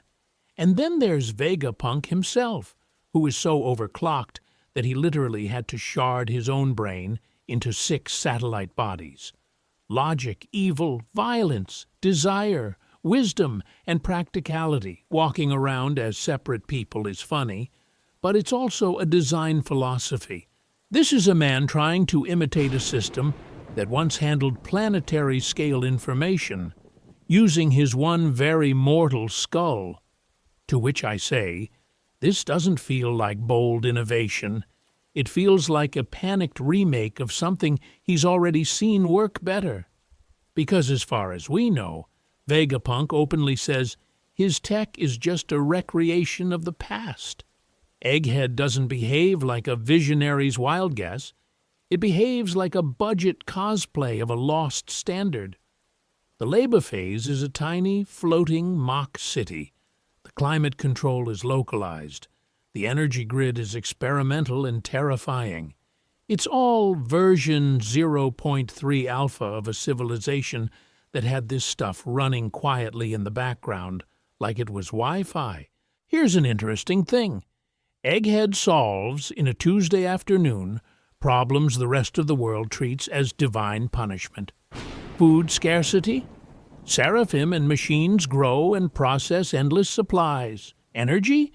This one island is on the verge of infinite clean power. Information access? Vegapunk's brain is literally on a server. You can Google the Void Century if you're brave enough. And to be fair, the contrast makes the rest of the planet look less like a natural mess and more like a manufactured outage. Someone pulled the plug and then sold candles as the way things are. That's where the mother flame and the unnamed energy source stop being a cute sci-fi idea and start sounding like the baby cousin of ancient weapons.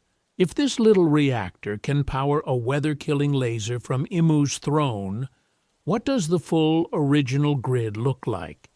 You don't build Uranus, Pluton, and Poseidon from scratch every time. You plug them into a network. Egghead feels like one surviving wall socket of a continent-wide infrastructure. And if that's true, then calling them ancient weapons might be propaganda. Imagine if they started as climate regulators, mass transport engines, or planetary shields, giant civic tools, and only became doomsday buttons once the world government stole the manual. I want to emphasize, if Egghead is just a shard, then somewhere out there, the rest of that system is either sleeping, broken, or already quietly online. Ancient weapons were world-building tools gone rogue. So let's commit a lore crime real quick. What if the ancient weapons are only weapons in the same way a car is a murder machine if you drive it into a building? That's technically true, but also a wild way to describe public transport, because as far as the series tells you, Poseidon, Pluton, and Uranus sound like a kid's first draft of endgame powers. Poseidon? Girl who talks to sea monsters? Pluton? Giant super battleship. Uranus? Sky laser, something. It's the most, what if we just made 3 nukes reading possible? To which I say, mate, you're a rushed reading because the details actually point to infrastructure. Here's an interesting thing. Poseidon doesn't shoot anything. Shirahoshi controls sea kings, which are both the ocean's apex predators, and its freight trains. They tow Noah, they migrate across the calm belt that nobody else can cross. That's not just destruction, that's logistics and ecology. If an ancient kingdom wanted a world-spanning ocean traffic system, you'd absolutely build a living network of sentient tugboats that can also, if needed, delete a battleship. Pluton, on paper, looks like the exception. Literal warship. But even the manga frames it as a blueprint, not just a single boat. A reproducible design. Imagine Pluton as a mobile construction and demolition platform. A ship that can reshape coastlines, carve canals through the Red Line, blast new harbors, or yes, vaporize an island if you're feeling especially world government that day. The same beam that levels a city could just as easily clear debris after a cataclysm, and Uranus, being sky-linked and energy-based, basically screams atmospheric or orbital control system. Weather, climate bands, maybe even the calm belt and reverse mountain themselves. If you can tilt a jet stream, you can guide storms away from population centers or weaponize them. You don't build that as a gun first. You build it as a thermostat for a planet that's been artificially rewritten. Now look at how the poneglyphs talk about these things. The weapon data is scattered in the same indestructible network that encodes history, navigation, and road poneglyph coordinates. That's not random doomsday graffiti. That's a user manual spread across the globe. Vegapunk literally tells us he's just recreating scraps of this system. The real operating instructions are in a language only the dead can read. Shirahoshi makes the duality obvious. She's called a weapon, but she's also a sovereign. Her power is to command migration, guide Noah, and protect Fishman Island's promised move to the surface. She can annihilate fleets or coordinate the world's biggest relocation project. Same interface, different user. And to be fair, the world government looked at that and went, absolutely not.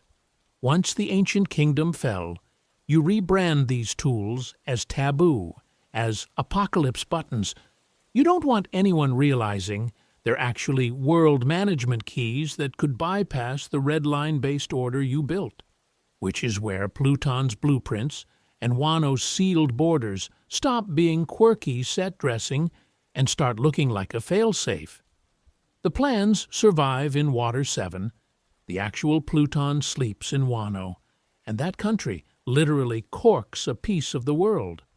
Whoever opens it first decides, do we rebuild the original system or hard reset the planet? And if the D-Clan are walking admin accounts, the next section gets even messier. Pluton's blueprints, a kill switch hidden in plain sight.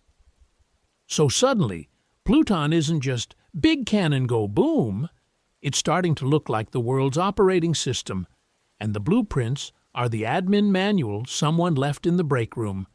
And here's an interesting thing. That manual doesn't just randomly end up in Water 7, it's babysat. We watch this lineage like a relay race with a nuke instead of a baton. The ancient shipwright line protects the plans. They land with Tom. Tom passes them to Iceberg. Iceberg slips them to Frankie, and the world government is basically speed-running harassment any time that chain wobbles. CP5 pressures Tom during the Sea Train project.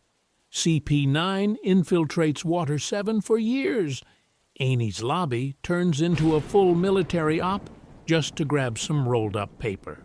If Pluton were literally just a bigger Buster call, why is the narrative screaming at us that this blueprint chase is a moral crisis, not a fetch quest? Because as far as the story is concerned, the blueprints represent a question. Should humanity keep a kill switch? If you burn plans for a supercannon, you celebrate, roll credits, and go home. But when Frankie burns them, everyone freezes. The government panics. Iceberg is horrified and relieved at the same time. The scene plays like someone just deleted the only password that could both destroy and free the world. It's not about firepower. It's about whether the world should retain the option to reset itself if the current system rots beyond repair. I want to emphasize that only makes sense if the blueprints are deliberate redundancy, a manual override. If the original Pluton is hidden in Wano and ever falls into the wrong hands, the people with the plans can rebuild a counter-Pluton or track and dismantle the first one. It's a dead man's switch for a dead civilization's tech. Vegapunk literally tells us his science is a recreation of older stuff. This is that same idea, but with ethics stapled on. Tom's decision looks way different under that lens. He's not just a cool shipwright who loves Oro Jackson and cola. He's quietly honoring an ancient kingdom request he probably doesn't even fully understand. He keeps the blueprints, passes them to Iceberg and Frankie, and tells them to guard them with their lives. That's not paranoia. That's a guy buying time for a future generation he'll never meet. A vague, stubborn alliance with a will that predates him by 800 years. And to be fair, Frankie doesn't torch the plans because he's stupid. He does it because he finally trusts that the Straw Hat's path makes the nuclear option unnecessary. Burning the blueprints is him saying, Joy Boy's route works. We don't push the big red button. Is that insanely optimistic? Yes. Would any of us have panicked and kept a backup under the couch? Also yes. But if the blueprints were the software patch, Wano is still the hardware.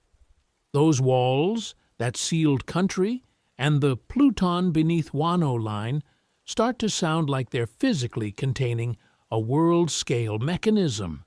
Something that can shift seas, erase borders, maybe even crack the red line itself. So what actually happens if someone finally pulls that trigger? And what kind of person was it built for in the first place? Wano, Pluton, and the red line breaker theory. So here's the contrarian claim. Pluton isn't a ship. It's a world edit button, and Wano is basically sitting on the "Are you sure?" confirmation screen. People talk about ancient weapons like they're nukes, to which I say, sure, if your nukes come with a built-in Minecraft terraforming mod? Let's stack what we actually know. The poneglyph in Alabasta says Pluton is in Wano. Sukiyaki confirms it's literally buried under the country. We're told Wano used to be at sea level. Then the walls went up, rain filled the basin, and the original Wano sank, leaving the current one as a high-altitude bowl.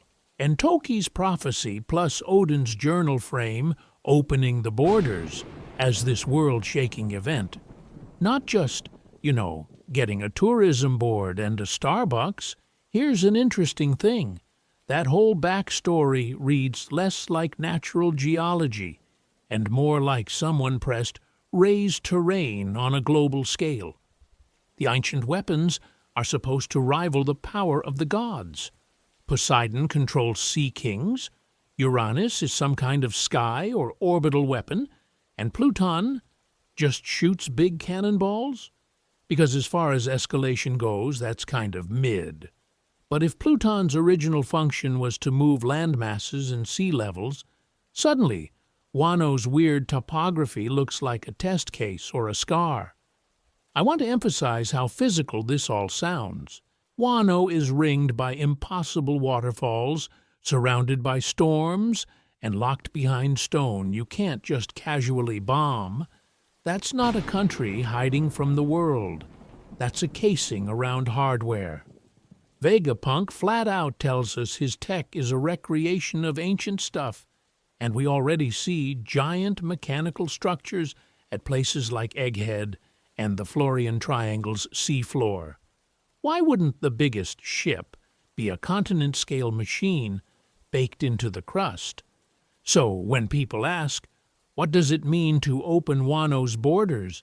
The easy answer is politics.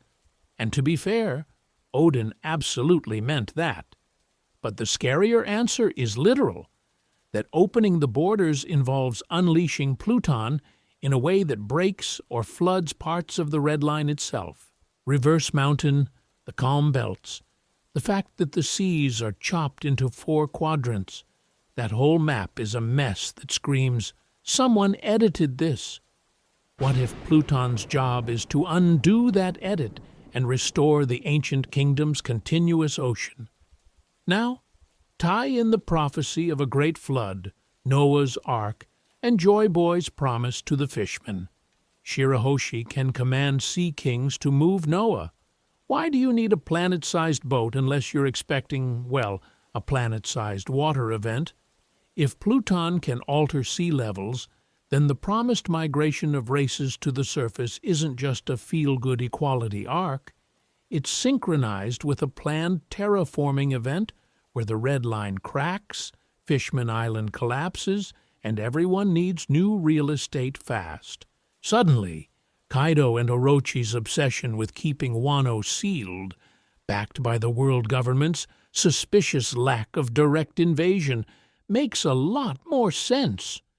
You don't storm the one island that might literally crack your world order in half.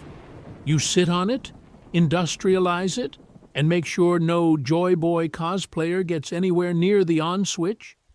Kaido calls Wano the place that will start the greatest war the world has ever seen. But he's also unknowingly guarding the tool that can physically rewrite the battlefield. So Pluton stops being a doomsday cannon and starts looking like a continental editing tool, the hardware counterpart to Nika's Freedom software. Its activation would be the literal tectonic dawn of the world, the D. Clan keeps hinting at not just a new era of ideas, but a new map. And if that's true, then the real final war isn't just about who wins. It's about who gets to choose what the world even looks like when the dust and the seawater finally settle. Obscure races as backup drives for forbidden lore. And if the map itself is a weapon, then the next question is, who did they hide the user manual in? Because as far as One Piece goes, the answer is almost never a library. It's some guy's tragic backstory and weird genetics. The series keeps quietly telling us that people are walking hard drives, and the most persecuted races are basically encrypted SSDs with trauma. Here's an interesting thing. Look at who keeps getting hunted. Lunarians, with their literal permanent flames and absurd durability, are treated like living black boxes from a crashed civilization. King's body is so valuable that the government is paying bounties just for a Lunarian sighting.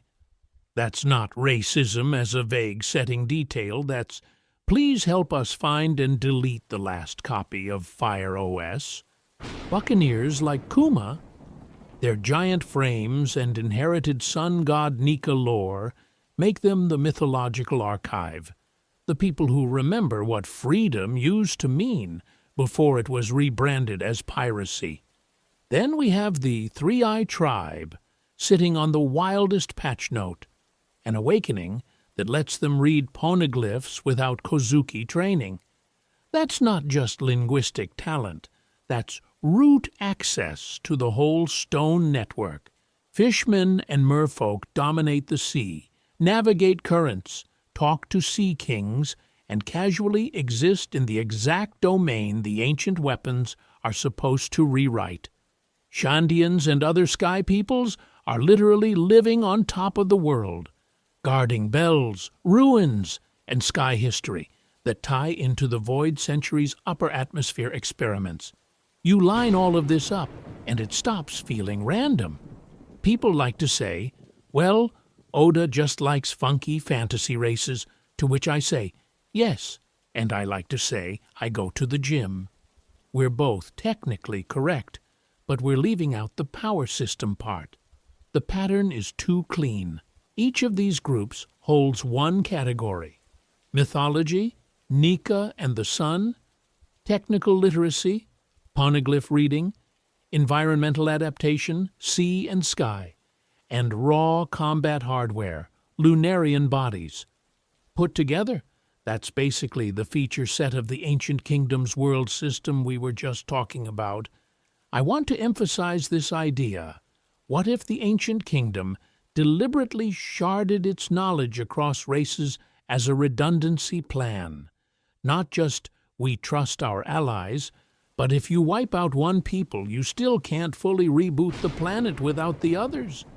It's cloud storage via bloodline.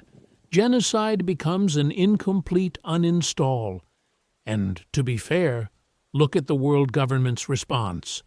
Lunarians are almost extinct. Buccaneers were enslaved and experimented on. Fishmen are shoved to the bottom of the social ladder, literally and metaphorically. Skypians and Shandians get blasted off the map, displaced into the sky, and then fought over. This isn't random cruelty. It reads like a centuries-long attempt to wipe these backup drives clean and corrupt every surviving file, which is why Big Mom accidentally becomes the world's worst, most important archivist. Tato Land is framed as this chaotic, villain-coded diversity zoo, but functionally, it's a forced data center of living lore. She's collecting the exact extinct races the government keeps trying to delete. She wants every race at her tea party, and the government is screaming, "Stop rebuilding the server we just spent 800 years smashing." And sitting right in the middle of that candy-coated nightmare is the Three-Eye Tribe. If their awakening really does unlock poneglyphs on demand, then we might not actually need Kozuki training or Ohara-style scholarship at all. We might just need one fully awakened third eye to open, not just the stones, but the operating manual for the whole world. So the real question is, who's going to get to that key first? And what exactly are they planning to unlock when they turn it? The Three-Eye Tribe and the final decryption key. So here's the contrarian claim. The rarest ancient weapon in One Piece isn't a battleship, or a mermaid, or a moon laser. It's a forehead. Specifically, a forehead with a bonus eyeball installed. Because as far as the story tells us, a fully awakened member of the Three-Eye Tribe is a walking, talking Rosetta Stone that makes centuries of secret training instantly obsolete. We only get this spelled out through pudding, and even then, it's wrapped in insecurity and gag faces. Big Mom casually drops that Three Eyes can, upon awakening, read poneglyphs. No Kozuki apprenticeship, no Ohara dissertation, no Vegapunk brain cloud subscription. It's a dormant power. It's rare even among their own people. And Pudding spends most of Whole Cake Island being told she's a failure for not having it yet. To which I say, if that's failure, Robin's Ph.D. is crying in a corner. Here's an interesting thing. That means the Ancient Kingdom basically hard-coded a biological decryption key into the setting. Poneglyph carving is a craft. Crafts can be burned, banned, or conveniently Buster called. But if the ability to read them is also a bloodline trait, then even if Wano's stonemasons vanish and Ohara gets turned into glass, the password still exists somewhere in the gene pool. It's a backup system. The world's operating manual can't be permanently lost as long as at least one third eye survives long enough to hit the unlock screen. And suddenly, Big Mom's Sanji marriage plan stops being just a weird cooking fetish and starts looking like a serious endgame play. She doesn't want to rely on Wano. She doesn't want to rely on Robin. She wants her own in-house reader. Marry Pudding to a genetically overpowered cook, mass-produce durable pirate princes, and you've got a Yonko empire with independent access to road poneglyphs. That's not just, I want to be pirate king, that's, I want a parallel route to Laugh Tale where I don't need Luffy, I don't need Joy Boy, and I definitely don't need to wait my turn. Is it overkill? Yes. Is it exactly the kind of overkill Charlotte Linlin specializes in? Also yes. And to be fair, the fact that Oda introduces this insane power and then just doesn't use it for hundreds of chapters looks like a mess on first read. But this is classic Oda pacing. He plants a biological cheat code, confirms it in dialogue, and then quietly shelves it until the information economy of the story can survive that kind of nuke. I want to emphasize how intentional that feels. If Pudding woke up her eye on whole cake, Robin's monopoly on history, Wano's sacred duty, and even the mystique of the D all get devalued way too early. Which brings us to the job description of the D clan. If the Ds are the executors of the ancient kingdom's will, the people who actually flip the switches, then the Three Eyes are the emergency translators, making sure someone can still read the manual. One side is the do, the other side is the know. That's why so many extinct races, Lunarians, Buccaneers, Three Eyes, cluster around sun, sky, and truth motifs. The world government isn't just hunting power, it's hunting the instruction booklet. So, when does this dormant eyeball finally clock in for work? The most likely answer is right when the narrative needs an information cascade.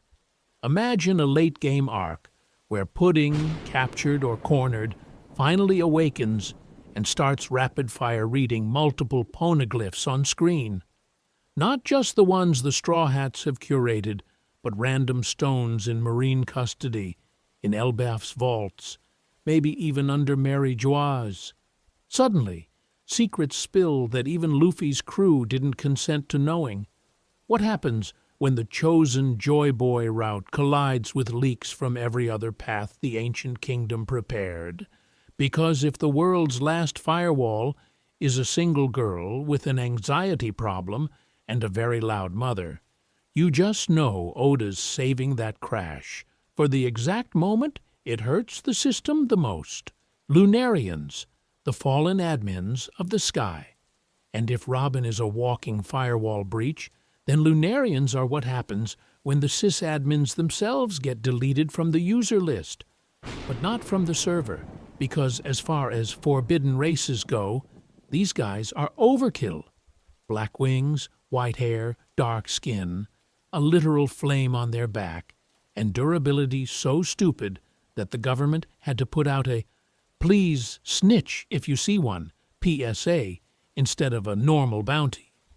We're told they were once called gods and lived on top of the Red Line, which already sounds like Oda screaming root access at us. Gods in One Piece are almost never theological, they're administrative. And Nell calls himself a god because he controls a Sky Island's infrastructure. The celestial dragons are gods because the system routes all power and privilege through them. Lunarians being gods on the Red Line reads way less like mythology and way more like job description. Here's an interesting thing. Their flame. It's not just a cool character design quirk, it's toggled. When King turns his flame off, he gets faster but less durable, which looks suspiciously like changing performance modes on hardware. High defense mode, low defense mode. That's not a random racial trait. That's a user-facing setting. I want to emphasize how weird that is biologically and how normal it feels if you assume they were built, or at least bioengineered, to manage some kind of atmospheric or orbital system tied to Uranus and the Sky Islands. So you take that, you stick them on the Red Line, and suddenly the geography starts looking like UI. The Red Line cuts the planet, walls off the Grand Line, and conveniently hosts Mary Joie's, the Holy Land, and the old Lunarian homeland. People like to say, the map of One Piece doesn't make sense, to which I say, yeah, because you're looking at a modded world and pretending it's vanilla. The Red Line feels less like a natural continent and more like a hard partition someone erected after the ancient kingdom lost, with Lunarians originally stationed there as the overseers before they were replaced by dragons cosplaying as gods. And to be fair, the government's approach to Lunarians completely gives the game away. They don't just want them dead, they want them reported. That's a knowledge bounty. That means what scares them isn't King punching a bit harder than Queen. It's King remembering which sky-level login still works, or which island in the clouds is actually a control panel for Uranus. Keto stumbling on King in Punk Hazard now reads like yet another warlord trying to loot deprecated Void Century hardware. He's already chasing ancient giants, he's already obsessed with weapons of mass destruction, and then he finds a literal ex-admin of the sky system and goes, "Yeah, that's my all-star." This is the same pattern as Robin, as Pluton's blueprints, as Vegapunk's egghead tech. Everyone powerful is hoarding scraps of the old operating system to challenge the current one. But if Lunarians were the previous admins, that raises a much dumber, much scarier question. Who's running the sky now? Because the weather still moves on command, storm clouds still gather for buster calls, and something just casually erased Lulusha from orbit. We've already seen that layer of control in action. We just didn't realize we were looking at the login screen. Buccaneers and the memory of chains. And if the sky has a login screen, then the Buccaneers are the people who keep getting forced to accept the terms and conditions because, as far as the story is concerned, they're the ones who remember what admin privileges felt like from the ground, in chains, staring up at a sun that was supposed to mean freedom. From Kuma's flashback, we actually know a surprising amount about them. Huge, even by One Piece standards, distinctive hair, skin, and features that make them impossible to hide in a crowd. A specific culture that quietly worships Nika, not as a cool rubber god mascot, but as the one who dances on top of slave ships. And every time a buccaneer gets spotted, the world government doesn't go, "Oh wow, rare race, let's protect biodiversity." They send a bill, capture orders, systematic enslavement as policy, not accident. Here's an interesting thing.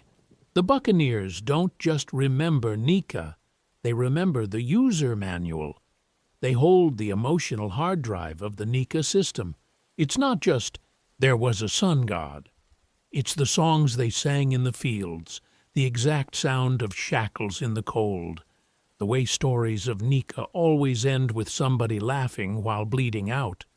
When Kuma smiles through torture because he believes Nika will come, that's not generic faith, that's cultural memory, version 800.0, patched over centuries. So why not just kill them all? Why keep enslaving them? On paper, genocide would be way simpler, to which I say, that's exactly why One Piece doesn't do it.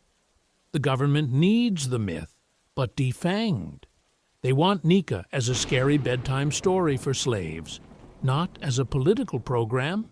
A buccaneer suffering in public keeps the legend alive in a controlled form. See, your god isn't coming, while the real context gets scattered into vague whispers, half-remembered rituals, and outlawed archaeology. Kuma is the perfect nightmare version of that. He starts as a child who loves Nika, grows into a king who still believes, then signs a deal with the same government that broke his people, and ends up a pacifista, a body turned into hardware. But inside that walking laser turret, there's still the will that walked with Dragon, still the father who sent his consciousness to protect Bonnie. His body becomes a tool of oppression, while his inner will quietly preserves forbidden lore, like a living poneglyph that can't speak but refuses to fully shut down. And to be fair, that's kind of the whole series' vibe. Now, Line that up with the D clan. Storms follow them. They laugh at the gallows. They die grinning in the middle of world-shaking events. That's Buccaneer code, just exported. You can almost feel that Buccaneer cultural memory leaking into the wider gene pool. Through intermarriage, through stories, through slaves escaping and becoming mysterious Ds in some random sea. Are all DS secret Buccaneers? Probably not. Are they downstream of the same liberation software? Very likely. I want to emphasize this. None of this is random flavor text. Every race, every island, every fruit is a shard of a deliberately shattered system. Lunarians remember the sky. Buccaneers remember the chains. The D-clan remembers the storm that breaks both. And the story is slowly reassembling that broken operating system right in front of us. The real question is, once all those fragments sync back up, what exactly boots up? Freedom or a reset that's even worse? The red line as a man-made scar, terraforming on a global scale. And speaking of resets that are even worse, let's talk about the part of the world that already got hard reset, the planet itself. Because as far as geography goes, the One Piece map is a war crime. The red line is not a continent. It's a surgical scar someone wrapped around the Earth and then pretended was just how tectonics works, bro. Look at it for more than 5 seconds. Perfect ring. Uniform width. Continuous circumference. It just so happens to split the seas into 4 neat blues with a single chaotic equator called the Grand Line. That doesn't look like geology, that looks like level design. If you showed this to an actual geologist, they'd probably uninstall. Continents are messy. They fracture, they taper, they collide at weird angles. They don't politely form a global no-swim zone that also maximizes narrative sea routes. So who wrapped the planet in barbed wire? This is where the ancient kingdom versus 20 kingdoms conflict stops being vague lore and starts being urban planning with WMDs. Picture a terraforming superweapon, the same kind of ancient technology Vegapunk keeps admitting he's just copying. Only instead of building islands, it uplifts or fuses tectonic plates into a single planetary wall. Not a mountain range, a lock. You don't get 4 blues and a Grand Line by accident. You get that when somebody designs a prison around an ocean-based civilization. And to be fair, we don't know which side pulled the trigger. Did the ancient kingdom try to fence themselves in from 20 invading monarchies? Or did the 20 kingdoms slam the door shut on the enemy of the world? Either way, I want to emphasize the scale here. This isn't, we sank a few islands. This is, we literally edited the planet's bios. If Pluton is advertised as an island buster, what kind of system do you need to continent wrap? Here's an interesting thing. The side effects are still on the map. The calm belt hugging the Grand Line like dead, glassy gutters. That looks like the stabilized edges of the operation, where currents and wind got killed to keep the new wall from eroding. No wind, no waves, just sea kings patrolling the patch job. Meanwhile, Reverse Mountain is the opposite, a pressure release valve. Multiple sea currents from all 4 blues are forcibly rerouted up one point and spat into the Grand Line. That's not quirky fantasy weather, that's plumbing. Someone broke the ocean, then had to install a drain. People say, "Oh, come on, that's overthinking it." To which I say, you're watching a series where an outlaw archaeologist reads banned rocks because the government deleted a century. If they're willing to erase time, they're willing to erase a construction log. Which brings us to the real crime of the world government era. If the red line is artificial, then the founding act of the regime was not just political conquest, it was planetary enclosure. The world was literally cut and fenced. Trade routes, cultures, even bloodlines got quarantined into 4 pens and one dangerous testing ground in the middle. The Void Century isn't just embarrassing history. It's the user manual and the motive statement for the Red Line itself. Why it was raised, who it trapped, and what it was trying to keep apart. And suddenly, the obsessive censorship makes a lot more sense. You can't admit that the seas are a designed maze without inviting one very dangerous follow-up question. If someone built the wall once, can someone else tear it down? And if that happens, what exactly happens to the Calm Belt, to Reverse Mountain, to every route the world government depends on? The moment people realize the map is a weapon, they're going to start looking for the off switch. And funnily enough, the story has already scattered 4 very suspicious red keys across the world. Reverse Mountain is a failsafe, not a freak of nature. And one of those red keys is literally a mountain that eats oceans. Reverse Mountain is the moment the One Piece map stops being quirky and starts looking like somebody's unfinished plumbing project. We all just kind of accepted it as, ha ha ha ha, funny entrance roller coaster. But if you pause for 2 seconds, the thing completely breaks your brain. You have 4 separate oceans with different climates, different fauna, different salt balances, all politely lining up to flow up the same slope, at the same angle, at the same speed, and then fuse into the Grand Line. People say, well, weird currents, to which I say, mate, that's not a current. That's a global hydraulic system with a flair for drama. Gravity is not that flexible. Water does not just decide, yeah, we're going uphill today, boys, unless something is actively forcing it. So here's an interesting thing. If we already buy that the Red Line was an artificial wall, Reverse Mountain suddenly reads less like a freak of nature and more like a pressure valve. You slam a continent-sized dam into the middle of a planet-wide ocean, you don't just get a cool tourism economy. You get catastrophic sea level imbalance. One side floods, one side drains. Climate goes full Skypea nosebleed. Reverse Mountain looks like the ancient kingdom's way of saying, okay, if the world is going to be sliced into 4 seas, we need a controlled intake to keep everything circulating without the whole system exploding. Because as far as engineering goes, it's too precise. 4 channels in, 1 channel out, perfectly feeding the Grand Line, which just so happens to be the main artery of the story and probably the original sea-level baseline. The currents are violent but consistent, like a pump that's overclocked but not broken. That's not a vague mess of nature. That's a designed regulator.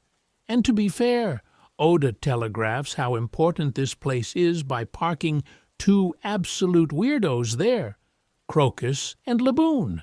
Why is a former Pirate King doctor retired at the world's main hydrological choke point instead of, I don't know, doing old man yoga in East Blue? Why does the world government not have 10 buster calls camping on the front door of the alleged gateway to pirate hell? The only way that makes sense is if Reverse Mountain is so critical, so baked into the planet's balance, that blowing it up or heavily militarizing it is more dangerous than letting one old man babysit. Laboon accidentally sells this too. A giant whale slamming its head into the Red Line for decades, and the system doesn't budge. No cracks, no leaks, no rising tides. That's not just durability. That's industrial-grade Void Century infrastructure. And once you see Reverse Mountain as engineered ocean plumbing, suddenly knock upstream stops being LOL random geyser and starts looking like a misfiring exhaust port. The Calm Belt stops being spooky sea with bonus sea kings and starts reading like a deliberate buffer zone, a dead current moat around the regulated flow of the Grand Line. I want to emphasize, these aren't isolated gimmicks.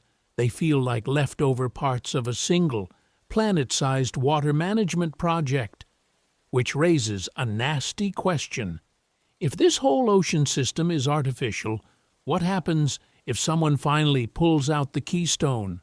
Because the next place we're going has the exact same "this should not exist" energy, but pointed straight up instead of sideways.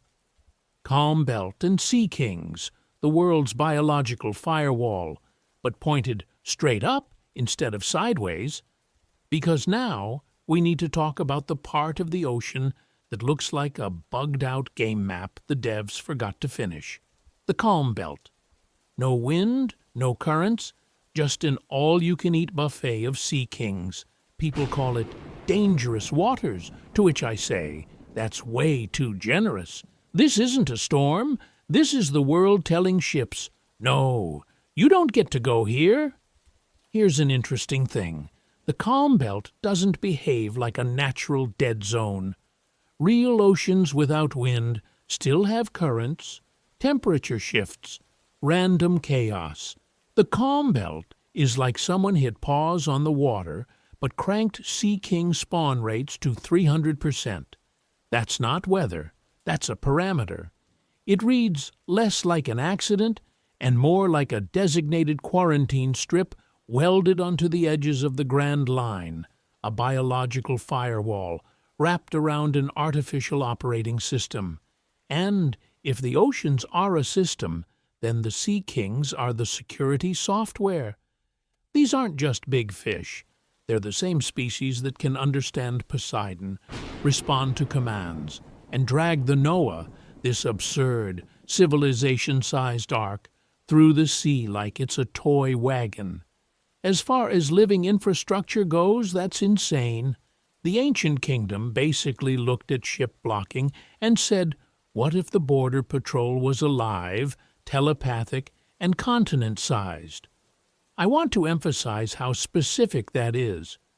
Poseidon's power isn't ocean control in general, it's Sea King control. The same creatures hyper-concentrated exactly where the Grand Line touches the rest of the world. You don't do that by accident. You embed command-capable life forms at the boundaries of your engineered route. Then you give your chosen ally, a mermaid princess in every era, the admin password.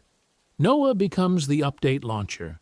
Poseidon is the user interface, and the Calm Belt is the locked login screen. And then we have Amazon Lily just chilling in the middle of this nightmare, a thriving island of Haki sniping warrior women casually sailing Sea King-infested waters with Kuja-coated ships like it's their Tuesday commute. People treat that as they're just strong, and to be fair, they are, but strength doesn't stop a 10-kilometer serpent from deciding your boat is a tic-tac. What actually makes sense is that the world government quietly tolerates that enclave as long as they play ball. Boa Hancock is a warlord, branded by the celestial dragons, sitting on a void century-adjacent island inside the biological firewall. That is not subtle, that's, we'll let your forbidden island survive if you shut up and occasionally throw us a favor. It feels like a soft hostage situation wrapped in fan service. But all of this is temporary. The second Poseidon fully awakens alongside someone who can use the voice of all things on command. The Calm Belt flips. The prison wall becomes a private highway.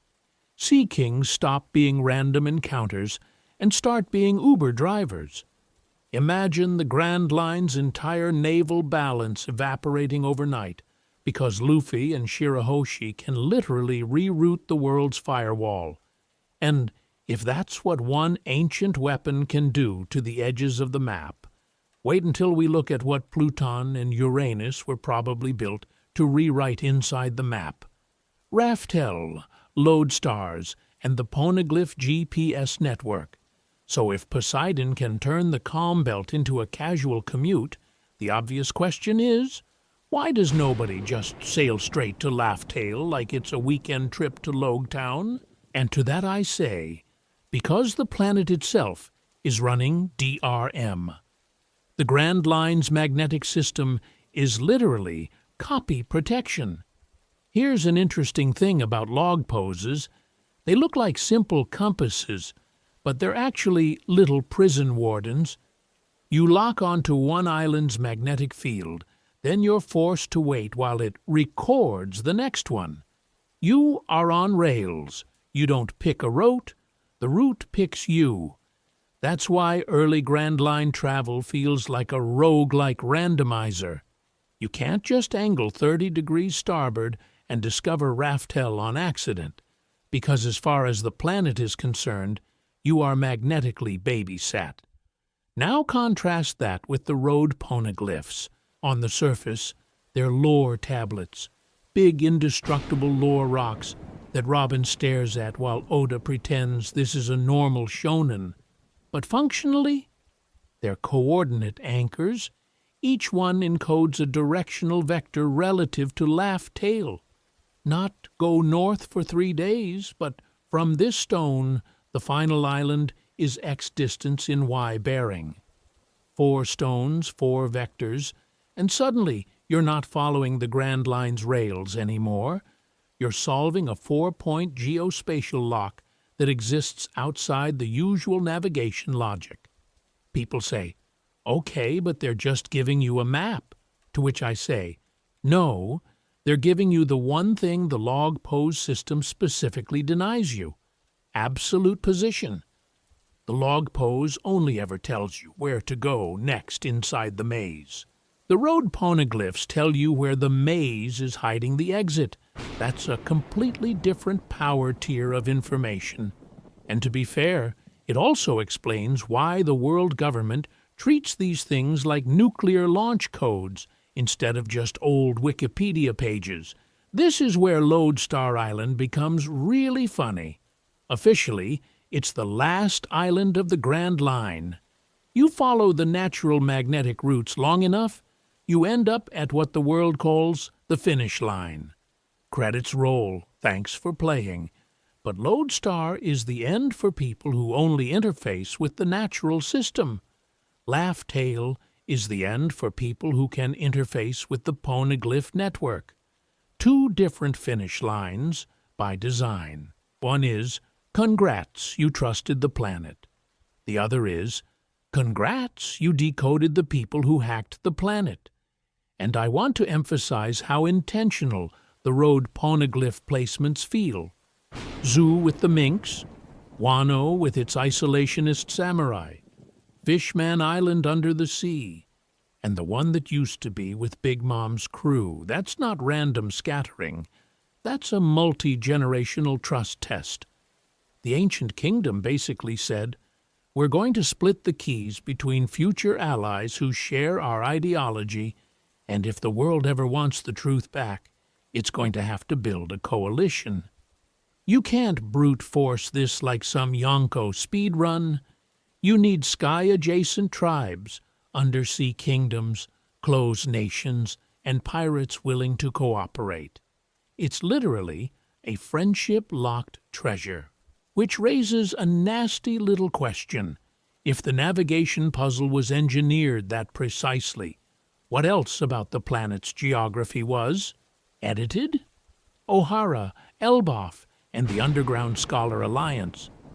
So if the map might be edited, we kind of have to ask, who kept the patch notes?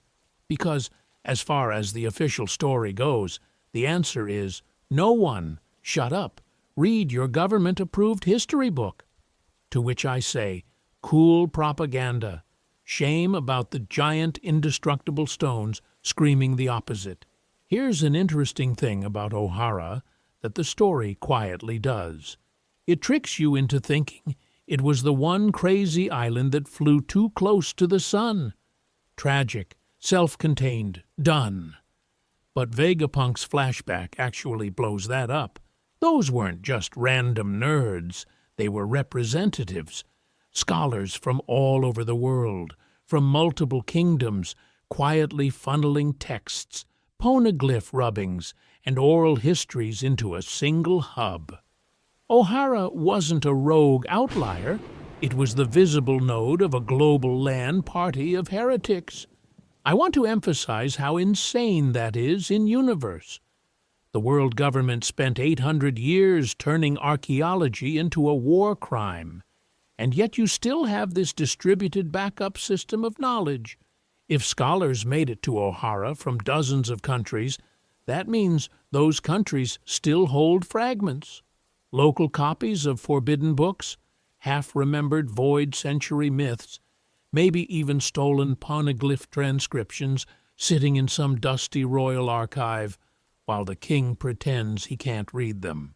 And then we get Jaguar D. Saul, the walking crossover episode, a former vice admiral, friend of Kuzan, suddenly hanging out with giants and telling Robin about O'Hara's books being saved. People like to say, Elbaf is just the warrior island. And to be fair, yes, they do love axe-based problem-solving, but Elbaf also has a giant culture built on honor, oaths, and long memory. These are people who literally measure grudges in centuries.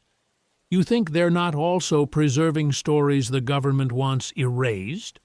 The Saul reveal basically screams that Elbaf is the new O'Hara. If the books survived and the giants respect history, then somewhere on that island is either a physical backup library or, worse for the world government, a living one. Old giants who remember the scholars, remember the research, remember the shape of the ideas, even if they can't read the script. A brain-based poneglyph.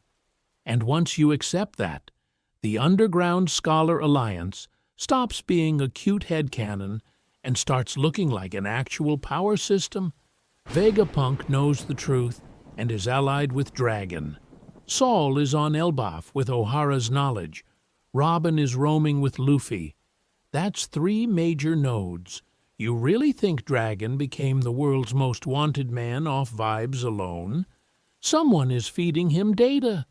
Revolutionaries don't topple a planetary regime on guesswork. Same with Shanks. The series keeps him in this vague, untouchable tier of influence, where he can walk onto a Marineford battlefield and just say, stop. That kind of soft power usually comes from leverage, and leverage comes from information. It's very easy to imagine discreet, bookish people quietly backing the world's strongest and the world's most wanted, turning pirates and revolutionaries into their delivery service, which raises a much scarier possibility. If the librarians are winning the information war, what exactly are the celestial dragons hiding underneath Maria Joie to justify all this? The Three-Eye Tribe and the lost language of the world. So, if the celestial dragons are hiding some unspeakable hardware under Maria Joie, who's actually got the software key, that's where the story quietly drops one of its scariest patch notes. The Three-Eye Tribe. We meet Pudding as a gag character, a tsundere chocolatier with a tragic backstory, and the single most overpowered forehead in the series. Big Mom isn't obsessed with her third eye just because she wants a family literacy program. She wants a living, portable void century decoder. But I want to emphasize, Oda never frames this as, oh, she studied really hard. It's an awakening, a switch. The way Big Mom talks about it, Pudding isn't supposed to learn poneglyphs like Robin did. She's supposed to plug into them, like a psychic HDMI cable for the world's memory. Because as far as this power system goes, that's the wild part. We already have a precedent for hearing things that shouldn't talk. Luffy, Roger, Odin, Momonosuke, Shirahoshi, they all interact with the voice of all things. Sea kings, Zunesha, maybe even ships and islands. People act like the three-eye ability is just Google Translate for rocks, to which I say, mate, That's like calling observation Haki kind of being good at guessing. Here's an interesting thing. When Pudding partially awakens during Whole Cake, she doesn't just read, she manipulates memory film. She edits subjective experience. So imagine that dialed up to 11 and aimed at poneglyphs. A fully awakened three-eye isn't just decoding symbols. They're perceiving the intent and emotional weight baked into the stone. Standing in front of a poneglyph might feel less like reading a tablet and more like walking into a historical echo chamber where the ancient kingdom is still shouting. This is where the world government's behavior stops being a vague mess and starts to make sense. If poneglyphs were only text, you'd blow them up, scatter the rubble, call it a day. But they don't. They relocate them.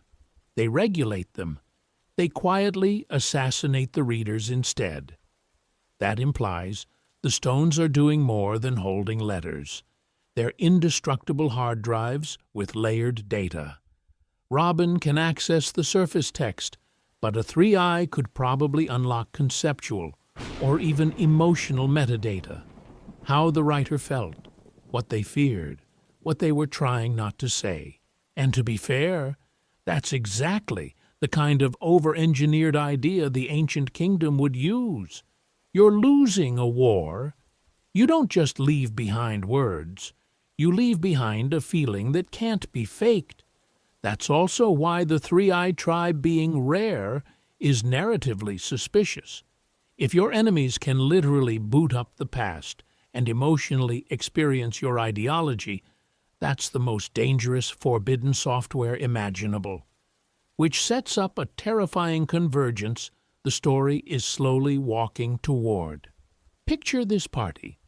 Pudding as the awakened three-eye, Robin as the scholar who can parse the literal script, and a D, like Luffy, who hears the voice of all things acting as the antenna between them and the world itself. Text, intent, and living resonance all stacked. At that point, they're not just reconstructing a timeline. They're recreating the design philosophy of the ancient kingdom, what they were building, why they trusted Nika, why they gambled on joy as a political weapon. And if that trio ever stands in front of the final road poneglyph together, the real question won't be, what is the One Piece, so much as, what part of reality gets overwritten when the original firmware boots back up? Lunarians, Red Line, and the Stolen Sky.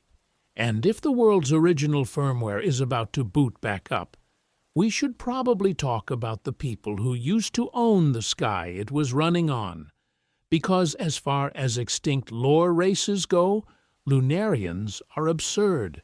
Permanent flames on their backs, black wings, dark skin, insane durability, casually walking through magma and laser spam like it's light rain.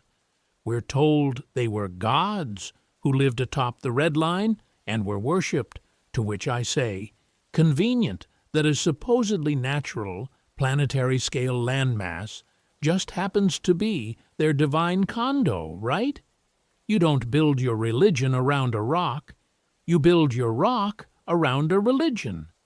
Here's an interesting thing.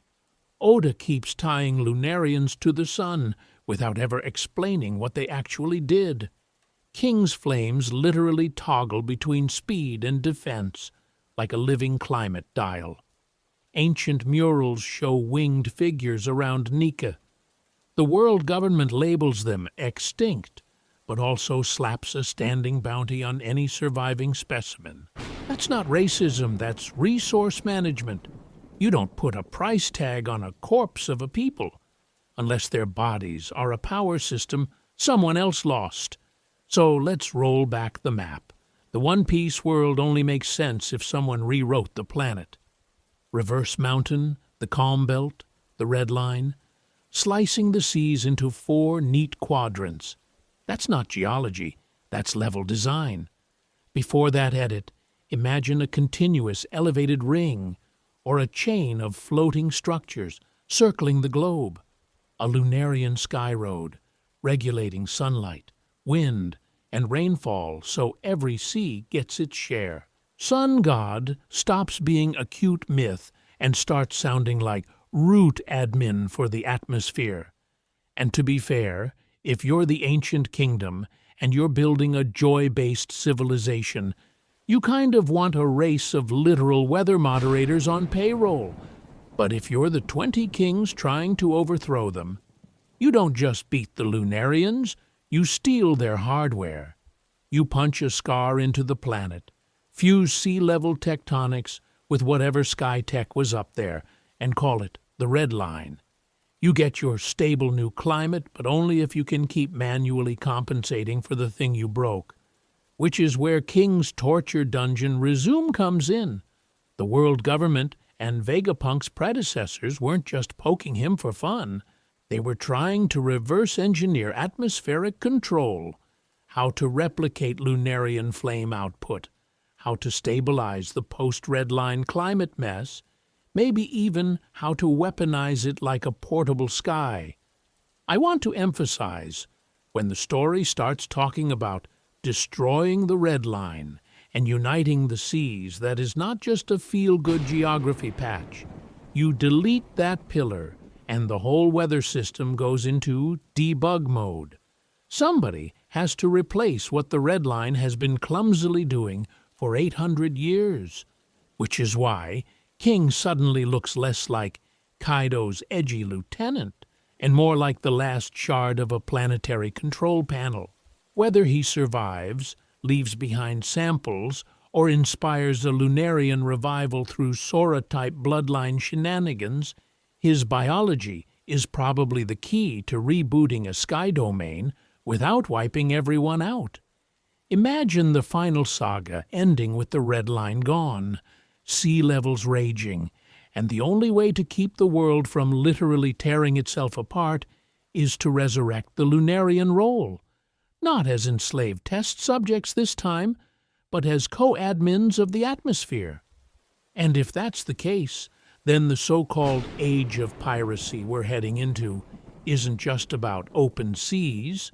It's about a world where the sky itself gets patched, and the people who once owned it finally get their login back. Buccaneers and giantification, the body blueprint of the ancient kingdom.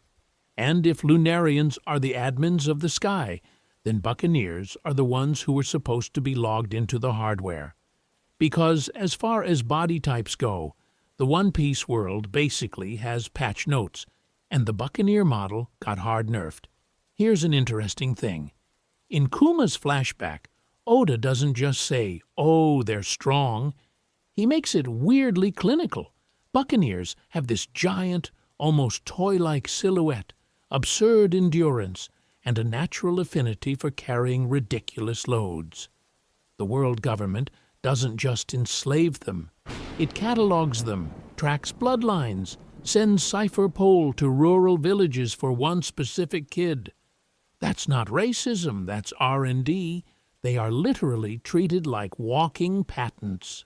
People like to say, "Oh, it's just because they're strong labor," to which I say, sure, and Vegapunk just kind of likes apples. The series goes out of its way to show that Buccaneers are rare, almost mythical, yet the government has a precise classification ready. That implies prior data, prior blueprints. Somebody, at some point, already built a system around this body. Now jump to Punk, Hazard, and Egghead, where giantification is the banned research field. Vegapunk calls it his greatest failure.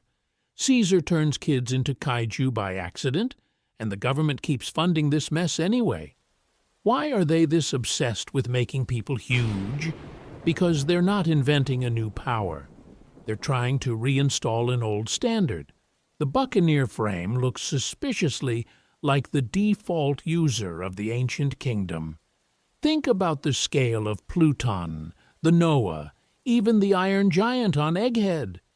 These are not ergonomically designed for your average 5-foot 10-inch Marine with a rifle and a dream. The Noah is docked in Fishman Island. The the ship itself seemingly waiting for someone big enough and strong enough to guide it. Elbaf giants, buccaneers, fishmen hauling ships like rowboats, all of these keep orbiting Void's century business. I want to emphasize that every time the story dips into ancient tech, suddenly the cast gets taller. And to be fair, that makes Kuma's tragedy even worse. His pacifista conversion looks like cartoon cruelty on the surface. Big kind priest turned into laser Roomba. But if we treat buccaneer biology as the lost spec sheet, then Kuma is a prototype, a test to merge that ancient compatible body with modern weapons to see if they can recreate whatever living war machines the ancient kingdom fielded. The laser mouth, the metal skin, the data upload of his brain, it's all the government screaming, "We can fake what the ancients had, right?" So, when you see PX units lined up like knockoff Kuma statues, that's not random. That's mass-produced nostalgia for a body type they no longer control. And if the government is rebuilding the operators, what does that say about the operating system itself, the ancient weapons, and whatever is still sleeping under the red line? Fishmen, Noah, and the contract with the Sea Kings. Because as far as operating systems go, the one under the red line is the weirdest one. It runs on giant psychic sea reptiles and a boat that hasn't even been used yet. Here's an interesting thing. Noah is treated like this mysterious antique cruise ship parked above Fishman Island. But the story keeps screaming that it's not a vehicle, it's a contract. The prophecy around Poseidon isn't one mermaid girl will get a cool summon. It's one person will literally coordinate a world-scale migration with the Sea Kings. That's not a ship. That's a moving treaty. It's mass transit as legally binding promise. When Noah sails, an entire people are supposed to move with it, on schedule like the world's most stressful bus. And I want to emphasize, Fishman Island being under the red line feels like a punchline, but it reads like a war crime. We're told they live under the protection of the world government, to which I say, sure, and Impel Down is just a quirky Airbnb. If the red line was artificially raised, then the original oceanic capital gets split, currents get mangled, and suddenly your proud sea civilization is shoved into a bubble under the planetary wall. That's not a quirky location choice. That's forced relocation. The embassy got sunk and rebranded as a tourist trap. Because as far as geography goes, this world is a mess that only makes sense if someone rewrote the planet. Reverse Mountain, the Calm Belt, the way all four seas are awkwardly boxed in by one giant ring of land. It reads like the ancient kingdom's global ocean network got jammed by a single, very rude update. Fishman Island then becomes the emergency consulate, still on the crossroads of currents, still directly under the main political axis, but now literally beneath the people who oppressed them. Poseidon is the patch that lets that system keep talking to itself. Shirahoshi's power doesn't just make Sea Kings listen, it makes them allies. She bridges the gap between fishmen and the primordial hardware of the world. The Sea Kings move continents' worth of ships. Fishmen are the only ones who can actually live and operate at those depths. Put them together, and you get the diplomatic and logistical middlemen for any future world reshaping. You want to crack the red line and not kill everyone in the resulting tsunami? You're booking Sea Kings through Poseidon and staffing the operation with fishmen. So, when we hear about the promised day the fishmen go to the surface, it's not just civil rights fanfic. It sounds like Phase 2 of an ancient rollout plan. Reunify the seas, restore natural currents, then bring the oceanic embassy back up where it was always meant to be. Social equality is the visible part. The hidden agenda is rebooting the planet. And to be fair, if that's true, then every prophecy speech on Fishman Island stops being cute and starts sounding like a countdown. The real question is, who else still remembers the schedule? Pluton's blueprints. Insurance policy against a fake world. And if somebody still remembers the schedule, they also remembered to stash a very large, very illegal reset button. That's where Pluton's blueprints stop being cool doomsday recipe and start looking like an insurance policy against a fake world. Here's an interesting thing about those plans. They live like a cursed family heirloom. Water 7 shipwrights passed them down for generations under strict orders from the ancient kingdom's allies. Preserve them, but also be ready to burn them. That combo sounds insane if Pluton is just a random nuke. Why spend centuries guarding something you're supposed to toss in a furnace the second a CP agent sneezes at you? It only makes sense if the ship is a conditional failsafe, a tool you keep sealed until the board gets too rigged. Because, as far as we can tell, every generation from Tom to Iceberg to Frankie is raised on the same script. These blueprints are your responsibility.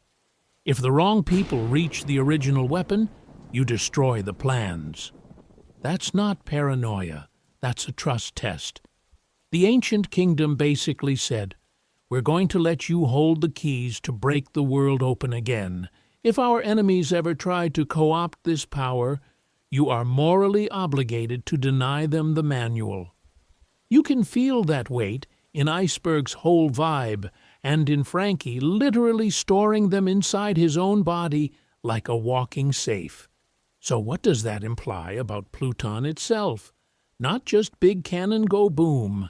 The weapon is hyped as being able to destroy an island with a single shot, but the geography stuff we've been talking about pushes it further.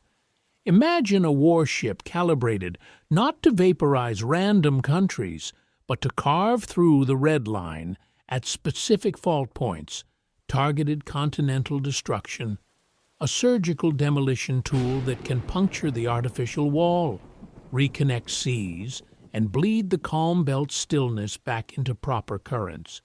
It's less world ender and more world editor. Terrifying, but also incredibly precise. I want to emphasize that precision is what makes the moral dilemma hit. If Pluton was just a chaotic blast, the ancient kingdom handing out blueprints would be wildly irresponsible. But if it's designed to breach chosen sections of the red line, then the order to preserve or destroy reads like, if the new rulers go too far, you have permission to restore the planet's original system. If they get close to abusing that, erase the instructions. And to be fair, if you handed me that job, I would also become a paranoid, chain-smoking mayor. Now plug Wano into this. Rumors say Pluton sleeps beneath Wano, behind those famously sealed borders. People treat opening the country like a vague political metaphor, to which I say, mate, that's the detonator room. Wano is literally sitting on the hardware that can blow a hole in the current world order. Odin wasn't dreaming of tourism, he was trying to sync Wano's isolation with Joy Boy's return window, so the final generation could actually access the weapon. And if that timing is real, then the moment those borders fall, the world isn't just exposed to pirates. It's exposed to its own factory reset button. The only question is, who gets to press it first? Uranus and the weaponization of the sky. And if Pluton is the factory reset button, Uranus is the part where the screen goes white and the UI just never comes back. People like to say, maybe that Lucia thing was just a one-off laser, to which I say, mate, that wasn't a beam. That was the weather uninstalling itself. Because as far as on-screen receipts go, Uranus is the only ancient weapon we've basically watched kill somebody's country in real time. Emu looks at a map, casually crosses out Lulusia. The Gorosei mumble about an incident, and then the sky over that island becomes this swirling biblical mess. Dark clouds, weird lightning. Then a column of light drops from above the cloud layer, and the whole island is just censored. That's not a cannon shot. That's climate getting weaponized. Here's an interesting thing. Every time Oda teases this power, the camera points up. We don't see a ship. We don't see a giant gun. We see the upper atmosphere throwing a tantrum, which is why the Uranus is a big battleship theory has always felt kind of small. Why build one giant boat when you can turn the entire sky into a distributed death system that can hit anywhere, anytime, without moving an inch? So the working idea is that Uranus isn't a single object, it's a network.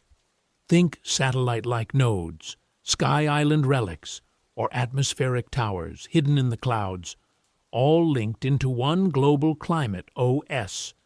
You flip a setting, and suddenly the calm belt isn't calm, or a kingdom's rainy season becomes never again, or, if you crank it, you Lulusia an entire region off the map.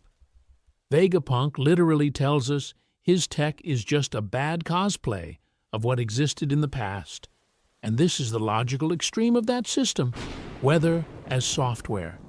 And to be fair, that lines up disturbingly well with Lunarians, a race with black wings, fire on their backs, living on the gods' land above the red line, worshipped as deities because they controlled the sky. If your priests can summon rain for crops or drought for enemies, that's stewardship. But if they've got access to Uranus, that stewardship can slide into obey your god, or we delete your island. The 20 kingdoms don't have to invent divinity. They just have to steal the control panel and keep the fear. I want to emphasize how political this is. If Pluton rewrites the ground, red line broken, seas rerouted, Uranus decides whether the new world is livable. Stable trade winds, predictable seasons, gentle currents, or a post-red line nightmare where typhoons roll dice every day. It stops being a weapon you fire and becomes a responsibility someone has to inherit without turning into Sky Caesar. So when the borders fall and the factory reset hits, the real final war question might not be who wins, but who ends up holding the weather. And the scary part is, the person we think should have it might be the worst possible choice, which we'll get to. Poseidon, Pluton, Uranus, a 3-key world reset mechanism. And that who holds the weather question only gets scarier once you realize the ancient weapons aren't 3 random super cannons. They're basically the planet's admin panel. Poseidon, Pluton, Uranus. That's not a nuke collection. That's a world reset UI with child lock. So, quick mapping before we spiral into the Void Century conspiracy pit. Poseidon is obvious. Living sea control. Shirahoshi doesn't fire beams. She talks to the sea kings that literally drag ships, guard routes, and can probably snap reverse mountain like a breadstick if they all pulled the same way. Pluton is the land button. A warship capable of destroying an island is just the polite translation for we can redraw coastlines and punch holes in continents. And Uranus, every vague hint points up. Sky, atmosphere, energy. The Weatheria cloud tech, the lightning from nowhere that looks suspiciously like Enel fan art, the way the sky islands feel like a downgraded version of something older. Together, you get sea, land, and sky. A complete planet management toolkit. People say that sounds too over-engineered, to which I say, have you seen how Oda treats boats? Of course, the ancient super-civilization didn't build one big red off button. They built a system that only works if three different kinds of people agree. Because as far as political design goes, that's actually kind of genius. Poseidon is locked to the merfolk and fishmen. Uranus is probably tied to sky peoples or Lunarian-adjacent bloodlines. And Pluton sits with surface nations via blueprints and shipwrights. Sea, sky, and land each get one key. No single faction can run a full reset alone without cooperation. And to be fair, that sounds very joy boy constitutional monarchy. You don't just blow up the red line on a Tuesday because you're bored. You need 3 civilizations to sign off.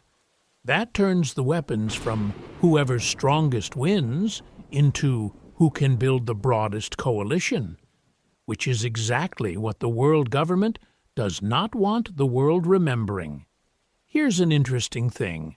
Once you see them as a 3-key protocol, the geography suddenly looks less like a natural mess and more like patch notes.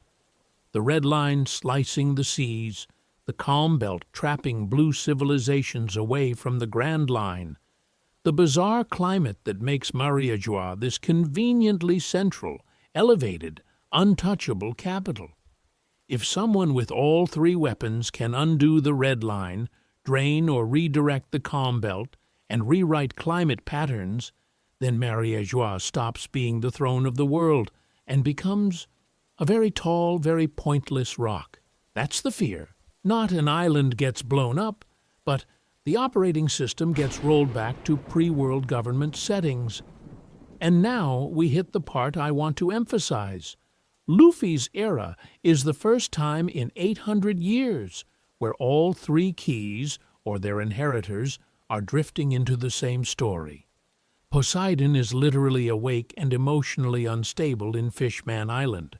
Pluton's blueprints pass through Water 7, Frankie, and now Wano's buried arsenal. Uranus is lurking in Emu's shadow games, Egghead Tech, and the Sky-Sun Lunarian puzzle. That's not just set up for a big laser show. That's the moment when someone could finally read the full one-piece manual and decide whether to hit factory reset. And if the treasure is an instruction manual, not a gold pile, then the real question becomes whose philosophy gets installed with the update. Which brings us to the people crazy enough to press that button, Egghead, the museum of crimes the world government forgot to burn. So if Laughtail is the factory reset button, Egghead is the sketchy pop-up that says, "Are you sure?" and then auto-installs anyway. This island is literally the spoiler section of the Void Century, just with better Wi-Fi and worse workplace safety. Because as far as the rest of the world is concerned, technology peaked at ships, but slightly bigger, and guns, but sometimes they bark. Then we walk into Egghead, and it's hard light holograms you can touch, climate control bubbles that cosplay as any season, food printers, giant mechs, laser domes, and an artificial sun casually hanging over the island like that's normal. People call Vegapunk the man of the future, to which I say, no. He's the world's most aggressive recycler. None of this reads like innovation. It reads like recovery. Here's an interesting thing. Vegapunk tells us that after visiting O'Hara, his head didn't just metaphorically expand with knowledge, it literally had to be chopped down because it got too big. This man imported a banned library into his brain, like it was a sketchy mod pack. Those scholars died for Void Century research, and he quietly turned their life's work into blueprints. Egghead isn't what comes next. It's what happens when you rebuild the ancient kingdom's operating system using modern steel and government money. I want to emphasize that every shiny toy on this island is an adapted echo of something older, smarter, and way more illegal.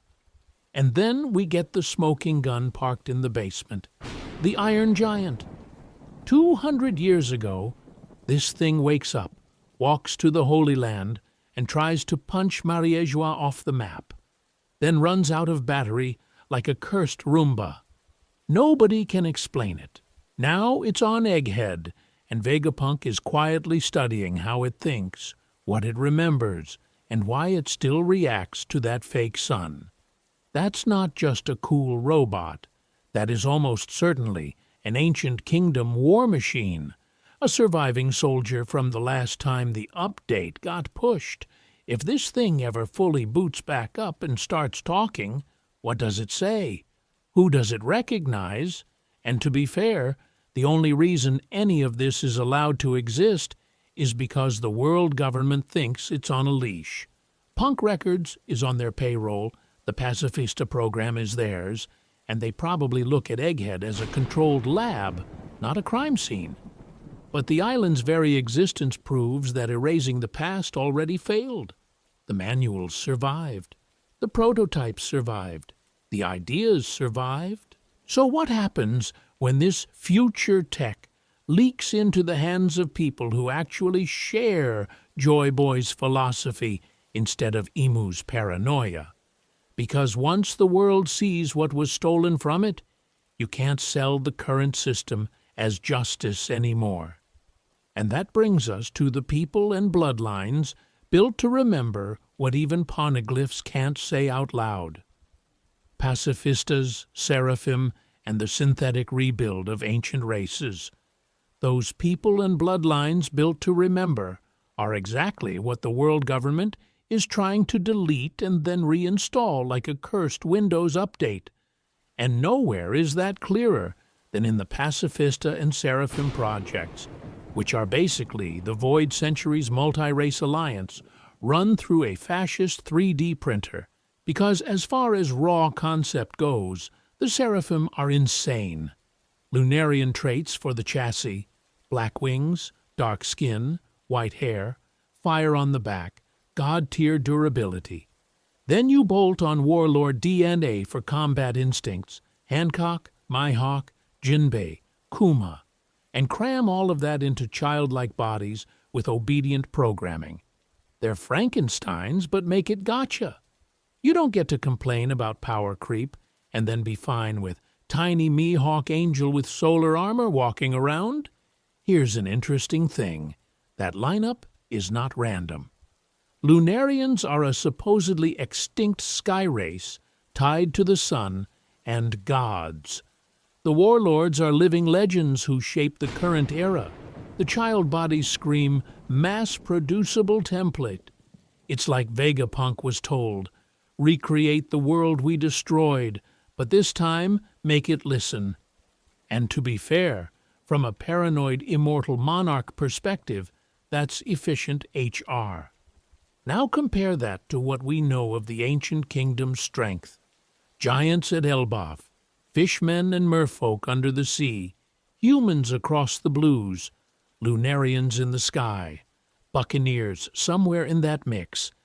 Everything points to a loose, chaotic coalition of races that actually chose to work together. Not a top-down system, but a network. People will say, that's a stretch, to which I say, the government is literally speed-running that same roster, just with slave collars. Pacifistas are step one in the process.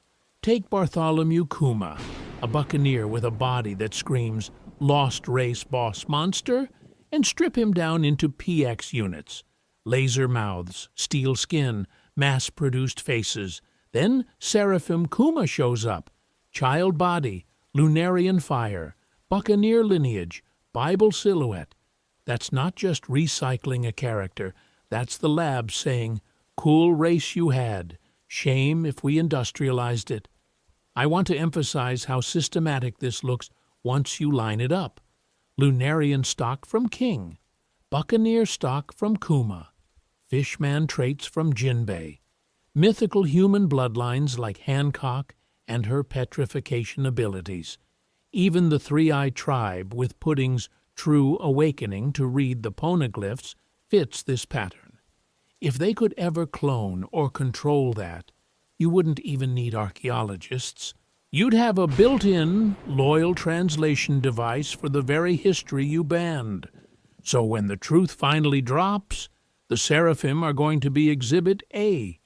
Not just weapons, but walking proof that the world government knows exactly what kind of plural, sun-soaked world it overthrew, and has been quietly rebuilding a synthetic version, minus the free will in its own image. The real question is, what happens when these obedient relics of a stolen age start meeting the real thing? Because once a seraphim looks a giant in the eye, or a true Lunarian, or a D with Nika's grin, who do you think they're going to recognize as the original? The world government's biggest secret. They're maintaining a broken system, not ruling a stable one. So at this point, the obvious question is, if the seraphim are knockoff relics, what kind of bootleg nightmare are they walking around on? Because, as far as world building goes, the One Piece planet looks less like a natural globe and more like someone rage-quit terraforming simulator halfway through and just hit apply patch. Here's an interesting thing. The Red Line, the Calm Belt, Reverse Mountain, and the ancient weapons all feel like they belong to the same ticket in tech support. You've got one giant continent ring that inexplicably blocks global navigation, two perfectly mirrored windless belts hugging the equator, and a single mountain that functions as the world's only legal on-ramp. That's not organic geography. That's a firewall. Reverse Mountain is literally a bug fix that became a feature. 4 seas trying to crash into each other. So someone built a cursed water slide to keep the pressure from blowing the map apart. People like to say, Oda just drew a weird map, to which I say, mate, this is not quirky. This is an emergency architecture. The ancient weapons tie it together, because what kind of world needs 3 separate god-tier tools, Pluton, Poseidon, Uranus, just to adjust sea levels and sky conditions without deleting everything? It reads like the original devs of the ancient kingdom had a planet editing system, lost a war, and Immu inherited the half-broken admin panel. And, to be fair, if you woke up one day and your job description was, keep this hacked-together ocean ball from blue screening, you'd be paranoid too. Immu and the Gorosei don't act like confident rulers. They act like people terrified that someone's going to find the revert to factory settings button. Any leak of void century knowledge isn't just embarrassing lore, it's a potential tutorial. If even 1D figures out which lever not to pull, the whole Red Line firewall might come down. That's why the censorship feels so overkill. Buster calls on O'Hara, the hunt for scholars, the quiet erasure of entire research fields. Those are not "we hate history" vibes. Those are nobody is allowed to read the manual vibes. Poneglyph readers like Robin can literally parse the system logs. People with the voice of all things can interface with the hardware. Sea Kings, Zunesha, maybe even the planet itself. Poseidon is basically root access to the oceans. 3-Eye Tribe Awakening, that's admin-level decryption. Every special race the government targets is either a walking key or a living API. I want to emphasize, that makes Luffy's generation way scarier than just rebellious pirates. They're beta testers about to be handed the original operating system. Laugh Tale isn't just a treasure chest, it's a choice screen. Do you keep this janky, hot-fixed world that kind of works? Or risk a full factory reset back to whatever utopian, sun-drenched design the ancient kingdom had in mind? And what if that original build was flawed in its own way? Because if the One Piece is really a decision, not a thing, then the final saga isn't about finding gold at the end of the map. It's about deciding which version of reality you're willing to live with, and which one you're willing to break. The D, as a broken dynasty. Not a name, a lost political faction. So let's grab the other giant mystery that's been sitting in the room for 1,000 chapters, pretending to be a middle initial. The will of D is usually treated like a quirky bloodline twist, to which I say, if this is just genealogy, then Oda is the worst family tree manager in human history. Because as far as surnames go, the D is a disaster. We've got Goldie Roger, Monkey D. Luffy, Trafalgar D. Waterlaw, Marshall D. Teach, Jaguar D. Saul. Completely different islands, species, cultures, even moral alignments. That is not a clan, that's a comment section. The pattern actually makes way more sense if D isn't a name at all, but a sigil, a shorthand for a broken dynasty or coalition from the ancient kingdom, like a crest that survived long after the castle got vaporized. Here's an interesting thing. The D never comes with one consistent ethnicity or look. Luffy is an East Blue rubber idiot. Law is a trauma-coded surgeon from the North Blue. Teach is a Yonko Chaos Goblin. Saul is a literal giant marine. If this were about genetics, the world government could just run 23andMe on people and call it a day. Instead, they panic at an initial they won't even say out loud. That feels less like scary DNA and more like, oh God, the old opposition party is still alive. So picture the ancient kingdom not as a single royal family, but as a political cultural bloc, a ruling or guiding class that explicitly opposed the 20 Kings Project. When the Void Century Purge hits, that bloc gets shattered. Some are executed, some assimilated into new nations, some go underground. The D remains as their quiet badge of allegiance, passed down like a whispered membership card. Suddenly, the world government's twitchy fear of the letter makes sense. It's the logo of the people they overthrew. And I want to emphasize, the trademark D behavior isn't just they're wacky and brave. That famous smile in the face of death starts to read like doctrine.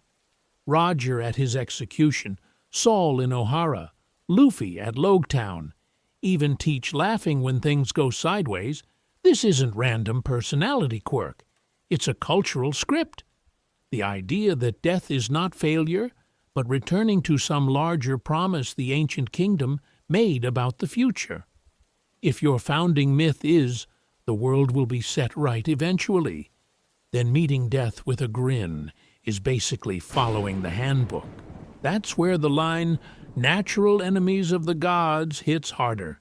If the 20 Kings endgame was self-deification, eventually mutating into celestial dragons floating in spacesuits, the D block is the faction that said, absolutely not. You are just guys. The war wasn't just about land or weapons. It was a fight between people who wanted a decentralized, memory-based identity and people who wanted a centralized, blood purity system where power literally lives in Mariejois, which leaves the whole story feeling like the aftershock of that clash. Scattered D embers versus a consolidated god class. And if that's true, then the real question isn't who are the D, so much as what were they trying to build before the world got rewritten. Nika and the D, clan, a banned cultural operating system. So what were they trying to build before the world got rewritten? I want to emphasize, it probably wasn't just a cool flag and universal health care. It was a cultural operating system, and the root password was Nika. Because as far as the world government's concerned, Nika isn't just some funny sun god. That myth is the D clan's core software. Not a religion in the modern pay taxes to your church sense, but a narrative OS that booted up inside people. Laugh, free others, dance on the edge of death, refuse to bow. You don't need everyone to understand the philosophy if the story itself programs the behavior? Here's an interesting thing. When you frame Nika that way, the gum-gum fruit stops looking like a random gag power and starts looking like a literal relic of that OS Vegapunk calls it Hito Hito no Mi model, Nika. But the important part is that it's a human model fruit. It doesn't just make you rubber, it makes you into the cultural archetype itself. The world government rebranding it as some mid-tier paramecia is basically them slapping miscellaneous.exe on the most dangerous file in history. People say they feared its power, to which I say, sure, beam struggles are scary, but what they actually feared was the meme. Luffy doesn't spread a manifesto. He spreads a vibe. He laughs in crises, he frees slaves in Sabaudi and Dressrosa without ever delivering a grand ideological TED Talk. He casually topples tyrants like Crocodile, Doflamingo, Kaido, as if it's just what you do between meals. That's Nika behavior as a contagious social bug. You hang around this guy, and suddenly you're questioning kings. And to be fair, the D clan in general behaves like they've all installed a beta version of that same software. The smiling at death thing, that's not edgy anime posturing, that's a worldview. Roger laughs at the execution platform. Saul laughs while being frozen. Luffy grins when he thinks he's done for. If Nika is the liberator from suffering, then death isn't a game over.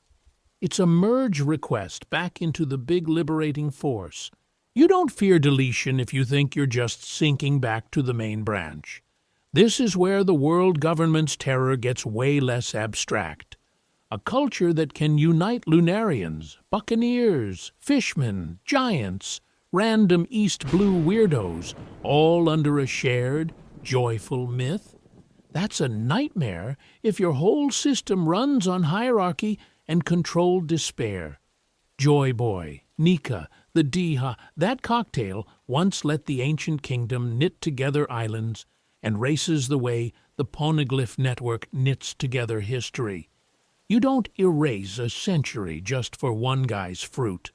So, if Nika is the cultural heart of that project, what were the limbs? Because a heart that powerful usually came with a body. And the ancient weapons are described as things that can literally move the seas, erase islands, or hear the voices of all things. Which raises a very uncomfortable question. What was this smiling OS planning to make the world's body do? D versus dragons, two competing blueprints for the world. So if Nika is the cultural heart of that project, what were the limbs? The answer, unfortunately, is that the limbs filed for divorce and took half the planet in the settlement.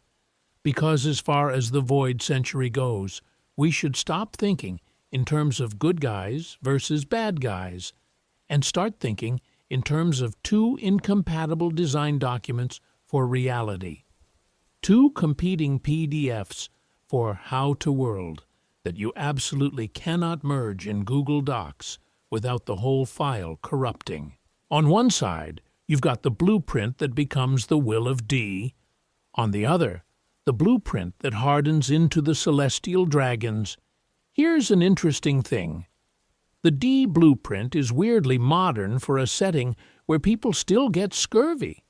It's decentralized power, shared myths like Nika as open-source inspiration, inter-island cooperation instead of conquest, and this almost reckless willingness to integrate every race and culture into one loose but resilient network. Giants, fishmen, sky people, ancient robot, sure, come to the potluck. It's not a single empire. It's a mesh network, and the poneglyphs are literally the fiber cables. The celestial dragon blueprint looks at that and goes, cool idea. What if we did the exact opposite forever? Rigid hierarchy, divine right of a chosen bloodline, information control as a full-time job, and physical separation as ideology.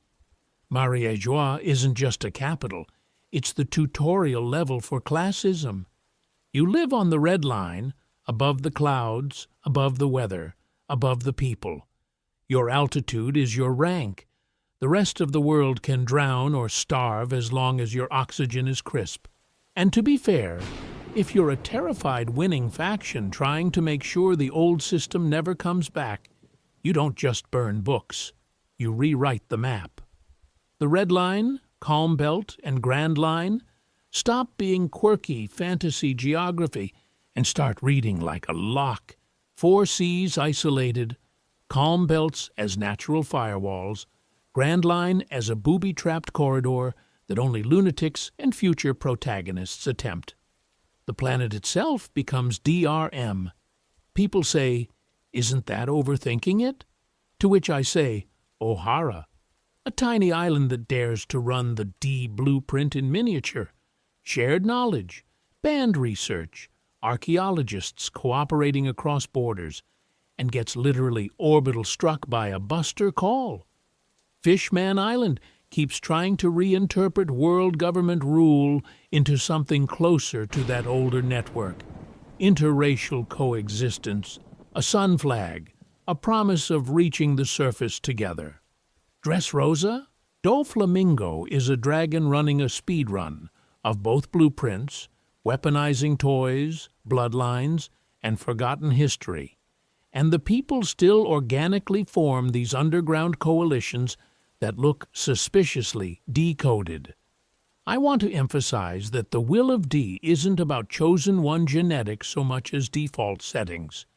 It's the question of which blueprint the world snaps back to once the ancient terraforming, censorship, and climate control systems finally fail. When the red line cracks, when the calm belt stops being calm, when the poneglyph network fully boots back up, does the planet remember it was once a mesh, or does it stay a pyramid? And if that's the real conflict, then every D carrier isn't a hero, so much as a corrupted file the current OS keeps trying and failing to delete. Buccaneers, the forgotten labor caste of the ancient kingdom. So if every D is a corrupted file the system can't quite delete, then Buccaneers are what happens when the old OS tried to overclock the hardware itself. The world government treats them like some random rare race, to which I say, come on. Kuma's entire life is the series screaming, "This was not a normal guy," and we all just nodded and moved on. Let's lock in what we actually know. Buccaneers are huge, even by One Piece standards. We're talking could probably deadlift a sea train energy. They've got that distinctive build, the hair, the stature, and on top of that, Kuma grows up with a very specific cultural memory, the sun god Nika. Not a vague fairy tale, not, "Oh, I heard a story once," but a formalized belief system he inherits from his parents in a random sorbet kingdom backwater. This is pre-Luffy, pre-drum solo Joy Boy flashback, pre any modern propagation of Nika. How? Here's an interesting thing. If Nika is a void century liberation icon tied to the ancient kingdom, and Buccaneers have that encoded as faith, then their people either stood next to Joy Boy or literally worked on his stuff. Because, as far as planetary infrastructure goes, somebody had to build the Red Line modifications, maintain Reverse Mountain's insane plumbing, and maybe even service those ancient weapon platforms. You don't run a global climate control and sea current system with interns. So the pitch is this. Buccaneers were a purpose-built labor caste, not in the gross, mindless slave way the world government uses them, but as engineered or selectively bred heavy industry specialists during the ancient kingdom era. Need to haul sea stone blocks the size of islands? Call the Buccaneers. Need to climb the proto-red line and bolt down wind-regulating towers so the calm belt doesn't implode? Also Buccaneers. Their bodies are the cranes, the scaffolding, the living maintenance crews of an older, saner OS. And to be fair, if that was all they were, the story wouldn't care. But Kuma's inherited Nika faith tells us they weren't just tools, they were believers. Integrated into the D-cultural sphere, they saw themselves as co-participants in a liberation project. Imagine being told as a kid, "We build so someday nobody will be chained." That's not slave conditioning, that's union propaganda from a freedom cult. Which is exactly why, after the ancient kingdom falls, the 20 kings look at this race of indestructible construction workers who still worship the sun god of rebellion and go, "Yeah, that's illegal now." Overnight, honored labor caste becomes dangerous heretics. Their strength is rebranded as monstrous. Their religion is rebranded as myth. Their very biology becomes contraband. Kuma's life is the dark mirror of that pivot. First, his buccaneer body is experimented on, carved up by Vegapunk to recreate lost tech. Then, he's weaponized into a pacifista, a walking gun platform. Finally, he's literally parked at Mari Jawoi's as a living shield and luggage rack for the celestial dragons. The same kind of body that once held up sky structures and weather towers is now holding umbrellas and shopping bags. That's not just cruelty, that's ideological recycling. And I want to emphasize this is a pattern. If buccaneers were the muscle of the old world, then lunarians were the firewall. Wings for mobility, flames for energy regulation, racial traits that look like fashion choices but read like admin permissions. So if the labor caste got turned into shields, what do you do to the people who used to control the firewalls? Your turn to sail. How to hunt hidden lore and why it matters. So everything we just did, this wasn't about locking in one galaxy brain correct theory and declaring ourselves the new Gorosei of YouTube. What we actually built is a toolkit, a way of looking at One Piece where every weird little panel is Oda quietly tweaking the settings on a gigantic, over-engineered world system. I want to emphasize that from this point on, every new chapter is basically live patch notes. Vegapunk says his tech is a recreation of ancient science. Data. A random Marine freaks out at the words "will of D" while pretending it doesn't exist. Data. A cutaway to some extinct race like Lunarians or Buccaneers, framed with sun or sky iconography. That's the log file of the universe screaming at you. The question is, are you reading it like a fan, or like a system admin trying to figure out who rewrote the planet? So here's the game going forward. Treat each episode as a bug report on the world. Spot a panel where the geography acts like the red line is artificial, a line about the void century that makes the ancient kingdom sound like the original root user, some offhand comment about poneglyphs being indestructible that fits a designed network. Run it against this engineered world model and see if it holds. Does it support the idea, or does it break it into tiny, sad, copium-flavored pieces? To which I say, if you find something that completely supports or totally destroys this framework, throw it in the comments. Turn the comment section into a distributed Ohara that the world government can't burn down. We are all that one scholar in the background panel yelling, "Wait, what about Reverse Mountain?" while the Buster Call is happening. Because as far as long-term homework goes, you're probably not going to reread 1,000 chapters every time Oda drops a new Void Century crumb. That's what this channel is for. If you want someone else to help track the mess, like a shared brain cell for obscure races, ancient weapons, and the map that doesn't make sense, then like, subscribe, and hit the notifications. We're going to keep updating these big picture models so you don't have to do the full archaeology solo. Here's an interesting thing. This isn't just more theory videos. We're planning full deep dives on individual races, a whole Lunarian breakdown, a Buccaneer episode, a three-eye truth detector study, separate analyses for each ancient weapon, from Pluton's blueprints to Uranus's probably way too big sky power. Live streams when major Void Century chapters land, where we collectively scream, redraw the diagrams, and admit we were wrong in real time together. And to be fair, Oda is absolutely going to blindside all of us. Some of these ideas will age like fine wine. Some will age like milk in the calm belt. But being wrong together in interesting ways is half the fun of a living fandom. We only get one final saga at this scale. Squeezing every drop of meaning out of it is how we honor the story while we still have it. So picture this: the seas uniting, the red line cracking, the sun rising on a world finally configured for freedom. When we stand in that final spread, and Oda shows us what the One Piece really is, you can either see a cool picture or the end screen of a system you've spent years decoding.